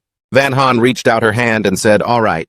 As soon as Lam Chu saw that, he immediately lowered his head for her to pat it and began to tell the story. Master, just as you predicted, after knowing the news of Vu Kuk's death, Hua Tiu Tiu went to find Ha Chiem immediately. With this situation, we don't even need to take action. In a few days, they won't even step out of the room. She nodded. I know. Tell Tianhua to bring Vu Kuk here the day after tomorrow. He immediately replied, yes, master, feeling joyful in his heart. Very good today. I've also closed this distance with master. Van Han withdrew her hand, looked at him and thought, I keep feeling that this great devil lord is not like the original character at all. A few days later at the Thujia city gate, the day Vu Kuk returned. He thought excitedly finally arrived. Upon entering the city, seeing the silhouette of Hua Tiu Tiu on the street, he was astonished. Tiu Tiu, is she here to pick me up? It's been a long time since I've seen my wife, reporting to foster father. A few hours late won't matter. So he immediately dismounted and called Tutu's name, but she didn't seem to hear and continued running away. Vukuk became suspicious at the sight. Isn't she here to meet me? Vukuk chased after Hua Tutu and heard from inside a room the voice of a man ringing out, "Now that Vukuk is dead, when do you plan to announce my identity?" Inside the room at this moment, Hua Tutu was lying on top of Hachim and said happily, "Don't be in such a hurry. Being sneaky like this is even more thrilling." Vukuk, who had just returned and was immediately cuckolded, was fuming with rage. He clenched his fists, kicked open the door, and cursed loudly. "Bitch!" Hua Tutu sat up in shock. While Vukuk was inside at that moment on the opposite roof, the three members of Van Han's group, Lam Chu and Thien Hua, were lying down watching a good show. Van Han's eyes were glowing brightly, a super exciting jealousy drama playing during prime time. Hearing that, Lam Chu whipped his head around and asked, "What did you say, master?" She lowered her voice. "Nothing, hurry and look, they're fighting." Lam Chu stared at her, suspicion rising in his heart. At the same time, inside the room, Hua Tutu was stunned when she saw Vukuk. "Weren't you dead?" Vukuk angrily rushed inside. He grabbed Hachim by the collar, clutched it tight, and threw him to the floor. Hua Tutu hurriedly ran over, calling Chim Lang. Vukuk angrily pushed her away, shouting, "Get out!" She was shoved down her head, hitting the bed frame. Meanwhile, Hachim was trying to stand up, intending to flee. Vukuk questioned him. "You still dare to run?" He approached and delivered a hard kick to Hachim's back, causing him to slam his head against the door. With tears in her eyes, Hua Tutu called out, "Chim Lang!" Her vision gradually blurred. The last image she saw was Vukuk repeatedly punching Hachim in the face. "You dog! You dare to have an affair with my woman? I'll beat you to death." After venting his fury, Vukuk stood up, exuding murderous intent. "Hua Tutu, do you see now? This is what happens when you betray me. Why aren't you answering?" He irritably walked over to her. Vukuk reached out to check her breathing, then was struck by terror as if by lightning. "She's dead." He recoiled, trembling, thinking to himself, "I'm finished. Must go find foster father. There will definitely be a way." Van Han, seeing him run out in a panic, immediately said, "Go down and see what's happening." The two disciples went inside to check the condition of that man and woman. Thien Hua looked up and reported, "Master Hachim still has a faint breath left." Lam Chu shook his head. Hua Tutu was struck on the back of the head by Vukuk. "She can't be saved." Van Han nodded and helped Hachim up. "Later on, we can send someone here. Remember to leave a fake corpse behind." Lam Chu immediately replied, "Yes." At Bok Vuku's mansion, after hearing the news about Vukuk, he stood up abruptly in a fit of rage. "Stupid, you killed Hua Tutu. So, Hua Van Dien will surely pin the blame for the plague on me," Vukuk said gloomily. "Please punish me, foster father." He scolded, "If you can't manage the military camp and can't even manage your own wife, then what do I need you for anymore?" Bok Vukuk hurriedly kowtowed and begged, "It is my fault. I am willing to accept death." Bok Vuku gave a disdainful laugh. "However, Hua Tutu being dead is not necessarily a bad thing. Hua Van Dien values his reputation highly. He massacred civilians, and his daughter was having affairs with his disciples and followers. With just a bit of public outcry from everyone, we can drown him in shame. This is the perfect opportunity for me to seize his power." With that, he sat back down and ordered, "For the time being, stay in the mansion. Don't go anywhere. Hand over the border matters to Trung Vu." When Vukuk heard that, he was terrified. Foster father is planning to hand over military command to someone else. Bok Vukio turned around and snorted coldly. "As a general, your camp was raided and looted. I'm already being generous by not killing you." Vukuk knelt on the ground, pleading in fear. "You can't do this, foster father." But the only response was the door closing, coldly in his face. As soon as he stepped outside, his subordinates bowed and greeted the general. He smiled. "Is there any movement from Hua Van Dien's side?" The subordinate bowed and reported, "Great General. Hua Van Dien is currently hosting his disciples at his residence. He says he wants to eliminate the negative impact of the planned plague." Hearing this, Bok Vu Kiu curled his lip in a contemptuous smile. "That's the bad habit of those scholars. The sky is about to fall and he still cares about his reputation. Report to me immediately if there is any news about him. Additionally, remember to clean up the mess that idiot left behind." The subordinate immediately knelt on the ground. Yes, through the paper crane. The image of Hua Van Dien appeared within the crystal ball. At the Huang mansion, Van Han analyzed as she watched. Among the 3 people Hua Van Dien invited in this third batch, 2 of them are on the rebel list. According to the old madam, back then these people were not even held in high regard by Hua Van Dien. Thu Dongming noted that these people possessed genuine talent. Unlike the first 2 groups, who only knew how to flatter for vain glory, it seems Hua Van Dien is truly getting desperate. Van Han nodded, continuing to adjust the water sphere as she asked, so in a few days, if I spread news of the 3 sects selection in Mintin province, how will he choose then? Just then Thu Tan popped up from nowhere and asked, 3 sects selection. Is it already time for the 3 sects selection? Which martial uncle is presiding over it this time? She smiled and replied, you're here. Of course I will be the one presiding over it. Of course I will be the one presiding over it. Hu Dongming was startled and amazed upon hearing that. Selection. The 3 sects are actually holding a selection at a time like this. She smiled reassuringly, don't worry. The selection will take place once the situation in Thute is stable. At that moment, at the Hua Mansion, Duong Tanko waved his hand and asked, there have been rumors lately that Master planned the plague. Do you influential figures throughout the court have any way to solve this problem? Hua Vandine calmly took a sip of wine and said, several fools in court have made mistakes. We are short on people. You all call me Master. Supporting you is the same as supporting me. Hearing this, Van Han let out a cold laugh. Only when in need. Does he think about bringing benefits to others?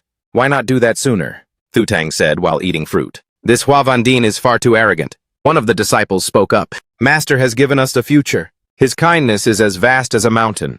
As for the rumors, we just need to find a scapegoat. The person next to him immediately criticized Tiao Luong. Our original purpose, when becoming officials, was to bring benefits to the people. Now that the plague is raging, instead of tracing its origin, you only think about your own reputation and future. He replied, what about reputation? Don't people live their whole lives just for the sake of their reputation? Hua Vandine frowned as he listened to them arguing. The group continued to criticize each other incessantly. Taking responsibility for one's actions is what a true gentleman does by harming the commoners. Aren't you afraid of being infamously remembered? For eternity, chasing fame and profit. Has all the knowledge you've studied over the years been eaten by dogs? Thu Tan handed her some fruit, feeling puzzled. Weren't those words directed at Hua Vandine? How is he still able to just sit there and listen? She smiled.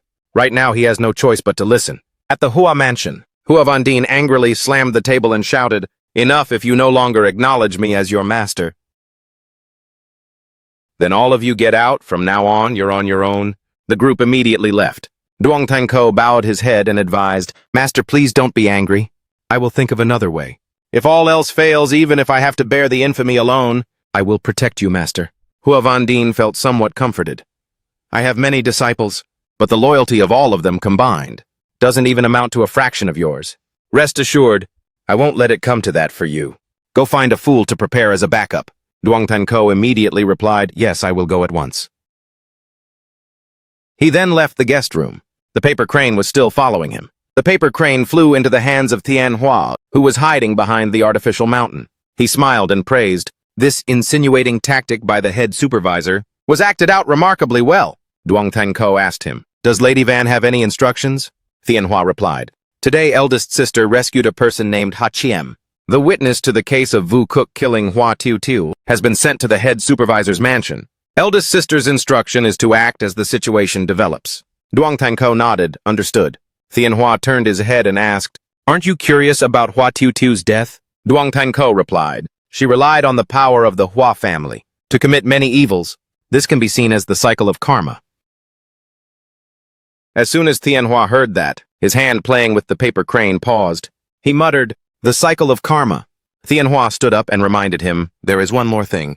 Minting province is about to hold the 3 sects selection. Find a suitable opportunity to mention this to Hua Vandine. Duong Tanko immediately replied, understood. Inside the courtyard, Van Han was sitting and resting. Thu Tang ran over with a plate of food and said, Master, please try these nuts I've peeled for you. Lam Chu arrived and was startled by the sight. He hurriedly brought some fruit to show off. Master, here are some grapes I just washed. Both sides immediately flared up with a competitive spirit. Senior brother. Master already has my nuts, Lam Chu replied irritably. The weather has been so dry lately. It's better to eat more fruit. Van Han, sitting between the two bickering disciples, broke into a sweat. What a Shura field. She gave a cough, took the plate from Thu Tan's hand and said, all right, stop arguing. She told Thu Tan to go to the old madam's place and say, tomorrow she will discuss the 3 sect selection with His Majesty. Thu Tang smiled, yes, I'll go right away. Lam Chu felt like he'd been struck by lightning. Master, what about me? Just then a message crane flew in. She reached out to catch it. The paper crane instantly transformed into a piece of paper with Tianhua's handwriting. Your matter has been settled properly. Aside from the Vu Kuk murder case, there's also the matter of Bok Vu Q. The provocations have also been conveyed to Hua Van Dien already. Van Han reached out to take the plate of grapes and said, "Tomorrow morning announce the news of the 3 sects selection. Make it known to everyone in the city, especially Bok Vu Q." Lam Chu joyfully replied, "Yes, master." She sat analyzing when the news breaks. Bok Vu Q will certainly take action. And there is Hua Van Dien too. If he finds out Hua Tiu Tu is dead, he will definitely cause trouble for Bok Vu Q. Tell Sakan and Ngok Dao to keep an eye on them. Lam Chu immediately replied, "Yes." After a night passed, on the second day, Lam Chu ran over to report, "Master, everything has been settled properly. This is the home of Hua Van Dien and Bok Vu Q.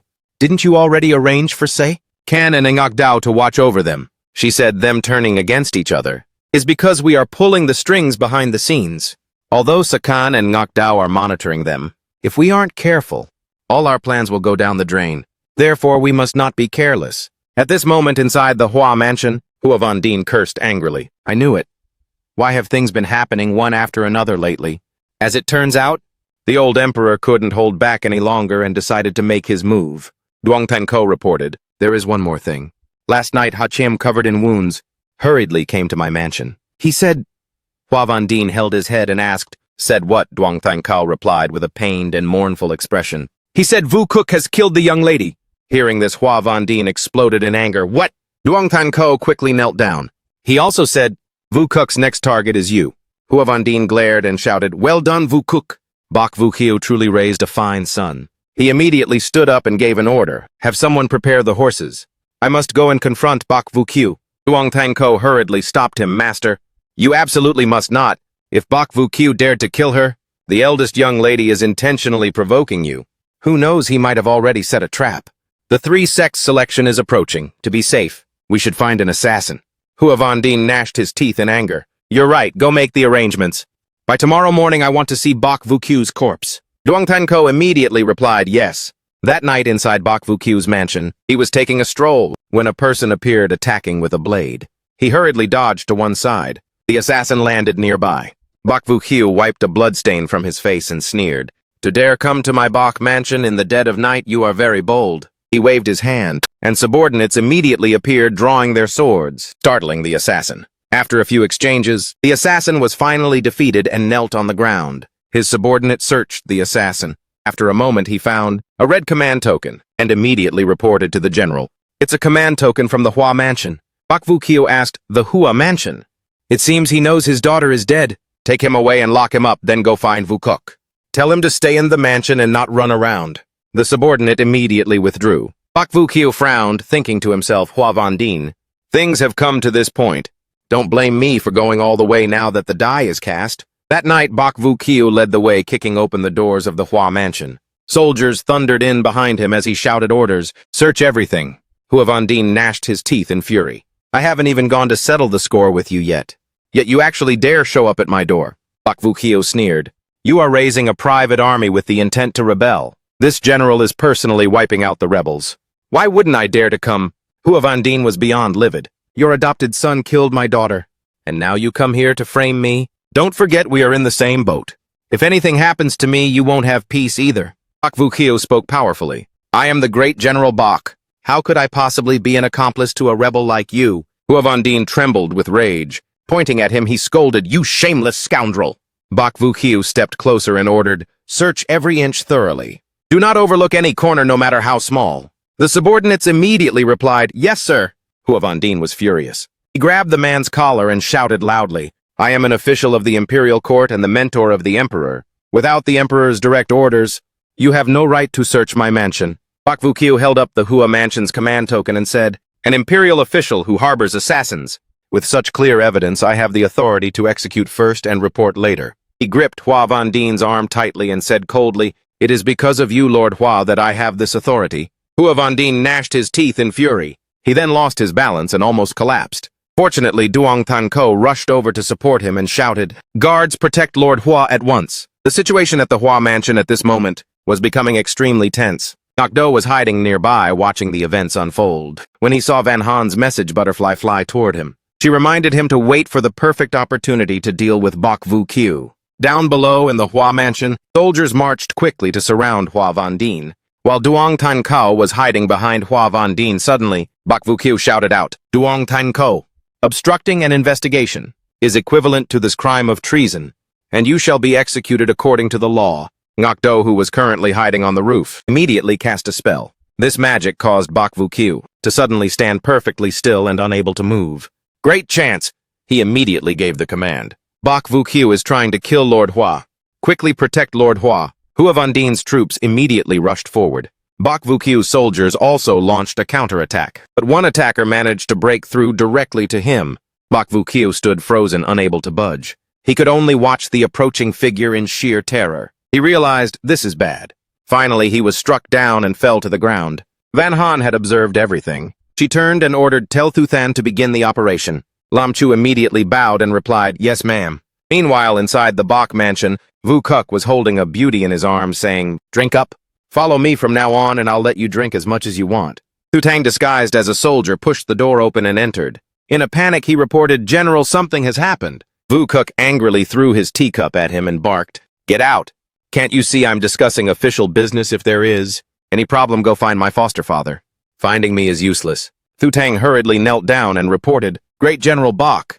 He is about to be beaten to death by the people of the Hua mansion." Hearing this, Vu Kuk stood up abruptly and asked, "What?"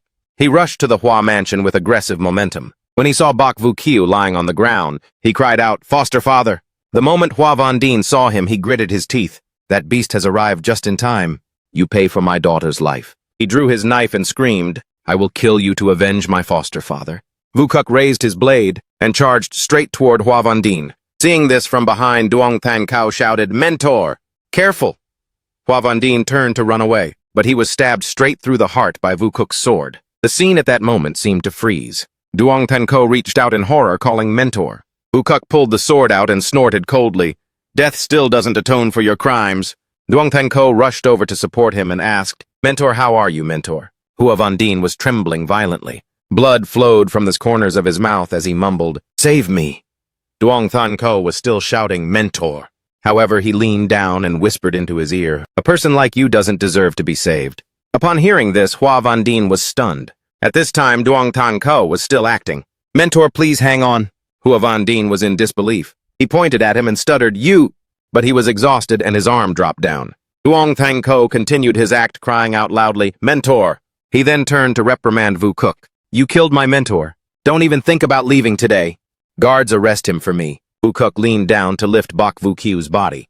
Hua Vandine's soldiers charged forward at that moment. He brandished his sword and pointed it forward. "I only came here to take my foster father back. If anyone dares to stop me, then you can all go down to the underworld." Along with Hua Vandine. Hearing this, the crowd looked at each other in hesitation. Van Han, watching through the water orb, smiled as she saw the situation unfolding according to her will. "The time is ripe. Inform Duong Tan Ko to execute the next part of the plan." Lam Chu immediately replied, "Your disciple goes at once." The next day, Duong Tan Ko carried the Imperial Mentor's ancestral tablet. While leading Hua Vandine's funeral procession, he cried out that Bok Vu-Q and his foster son, Vu Kuk, had murdered Chancellor Hua Vandine and his daughter. "A life must be paid for a life. We beg your majesty to uphold justice. Punish the culprits and grant justice to your student, restoring order for the common people." The citizens also knelt and pleaded, stating that Bok Vu-Q had indulged his subordinates to oppress the people and seize their lands. "We beg your majesty to launch a strict investigation. We beg your majesty to save us." The masses knelt in unison to petition, "We beg your majesty to stand up for your subjects, restoring fairness and order to the realm." In court, a high official knelt to present a memorial, "Your Majesty. This is the plea of tens of thousands of citizens. Every one of Bok Vu-Q's crimes has caused the people extreme suffering. According to national law, these crimes are unforgivable." Another official also knelt down. "A vast number of citizens have gathered outside the gates to express their outrage. We beg your majesty to severely punish Bok Vu-Q." Everyone shouted in unison, "We beg your majesty to investigate thoroughly, restoring order for the people of Thute." The emperor barked in anger, "This Bok Vu-Q! Over these years I have indulged him far too much. Issue an imperial edict to the whole realm. Dispatch the capital guard to carry out a rigorous investigation. The capital shall be placed under curfew. Bok Vu-Q is confined to his mansion." I shall personally oversee the investigation of this case. He stood up and continued. Issue a new directive. The selection of the 3 great sects will now be decided through a martial arts competition to ensure fairness and objectivity during the selection process. After hearing this, the officials said, Your Majesty is truly wise. Inside his mansion, Bok Vu-kiu angrily threw his teacup, cursing, How very bold of you, Thu Ding-tien, to think he would use this opportunity to strip me of my right to participate in the selection. Vu-kuk approached and said, Foster father, we have the troops we need, and we have the money we need. Why must we endure this resentment? Why don't we just stage a rebellion right now? He then ordered for Trung Vu to be secretly summoned to the mansion. That evening, a paper crane flew to find Tianhua. After reading the news, he went in to report, Master Bok Vu-kiu and Triu Trung Vu have entered the city. She frowned. He is under house arrest and has lost his power to influence the internal selection of the 3 sects. I fear he is about to make a major move. I will go into the palace with the old madam to meet the emperor. At the same time, inside Bok Vu-kiu's mansion, he threw a command token to Trung Vu, telling him, Take my token. Summon all the elite troops from the border to gather outside the capital. Wait for my signal. Trung Vu took it in shock, asking, All the elite troops, Great General, what is it that you intend to do? He replied with a cold smile. When a monarch is unjust, it is the duty of his subjects to rectify the state, to follow the heavenly way and change the dynasty. Everything he said was witnessed by the emperor through the water orb. Thu Ding-tien cursed in anger. What a fine follow the heavenly way. Change the dynasty indeed. Van Han withdrew the water orb and said, Since he is determined to rebel, we should take this opportunity to arrest Bok Vu-kiu now, catching him completely off guard. Should we not wait for Trung Vu to return with the troops? She replied. When Trung Vu received the orders from Bok Vu, he had already followed the plan to quietly hold the troops back. The emperor immediately praised her great-grandmother. You are truly far-sighted. Just do as great-grandmother says. The next day, outside the Bok mansion, the heavy thumping of soldiers' footsteps resounded, accompanied by a voice announcing, By the emperor's decree, Bok Vu-kiu has committed treason against his superior. For plotting a rebellion, he is to be arrested immediately and tried outside the palace gates. He walked out along with Trung Vu and Vu-kuk. Hearing the announcement, he gave a cold laugh. Arrest me. He drew a sword, stabbed the soldier who had just read the decree, and demanded, Where is that coward Thu Ding-tien? Is he hiding while sending you henchmen here to seek your deaths? Seeing this, Trung Vu thought to himself, a perfect opportunity. He immediately lunged forward with his sword. Seeing this, Vu-kuk quickly shouted, Foster father, watch out! Bok Vu-kiu was startled. As he turned his head, he saw Vu-kuk blocking the blow for him. At the sight, he screamed, Bok Vu-kuk! As Trung Vu withdrew his sword, the boy collapsed. Bok Vu-kiu stood stunned, finally realizing, So you are one of the Thu family's men. He pointed his sword at the general and revealed his identity. Member of the Thu family's secret guard, Trung-jia. Under the emperor's orders, I am here to arrest the rebel. Bok Vu-kiu was finally captured. He gritted his teeth and hissed, To have remained hidden by my side for all these years, you certainly have skill. All these scenes were being watched by Van Han through the water orb. Seeing that it was done, she withdrew it and breathed a sigh of relief. It is finally over. Van Han pushed open the door and stepped outside. Upon seeing her, Thu Than called out, Master! The other disciples were also waiting for her in the courtyard. Looking at Thu Than's figure now, she remembered the Thu Than she had once seen in the movie. Seeing that she remained silent, he tilted his head and called, Master. Van Han smiled and walked over to the boy. Since coming to the family, I haven't had a chance to enjoy a proper stroll. Now that the official business is concluded, Thu Tu, can you recommend some interesting places? Thu Tang said excitedly. Interesting places, the autumn festival is coming up. After the city curfew was lifted, the night market has reopened. Van Han nodded, turned around and invited them. That sounds great. Let's all go to the night market together. In her heart, she thought with joy, Thu Tan's fate has finally been successfully changed. Next will be Tianhua Sakan and Ngokdao. On the night of the festival, Van Han felt a sense of melancholy and unease, recalling the original plot's reverse chronological opening. Except for Thu Tan, the endings for the others were only shown in the initial flashback.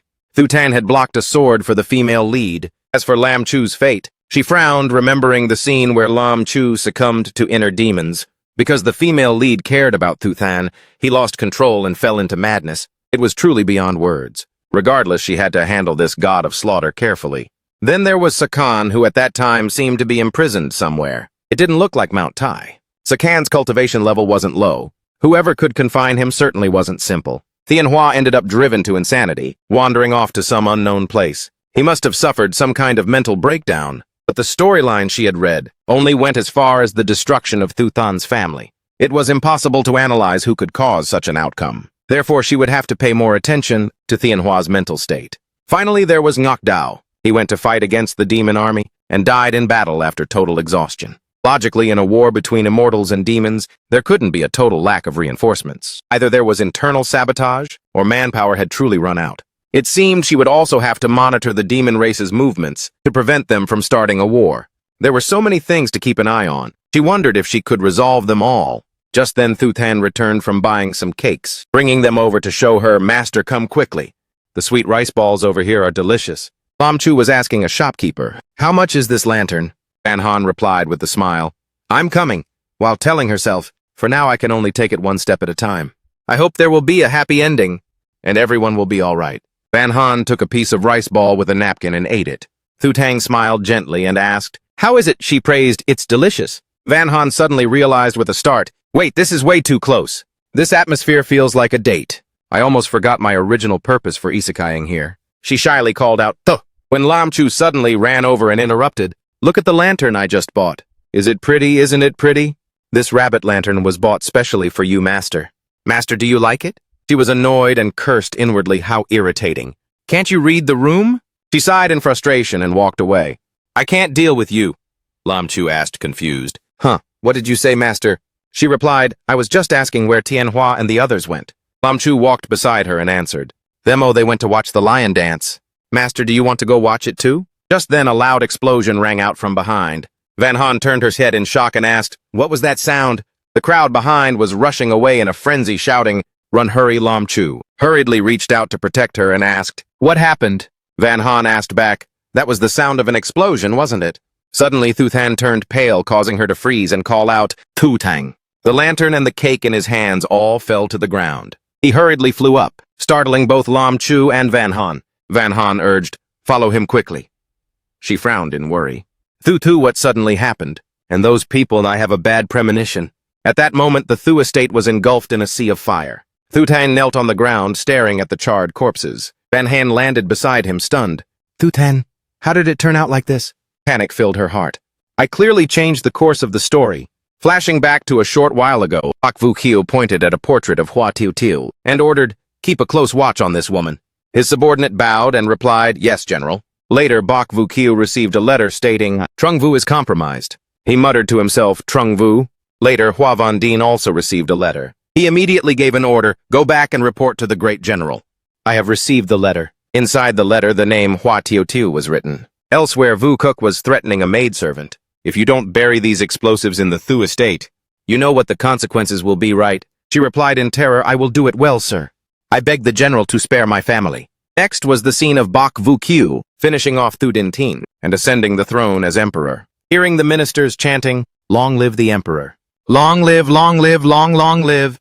Van Han held her head and muttered, "Why did this happen? I clearly did so many things to prevent this."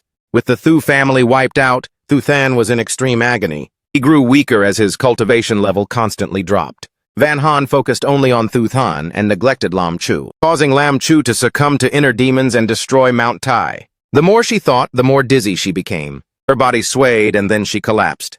Before losing consciousness completely, she heard Lam Chu's loud cry, "Master, this episode ends here. If you enjoyed it, please give me a like and a share to give me more motivation to make more videos. Remember to click follow to watch the upcoming episodes. Wishing you all a day full of energy.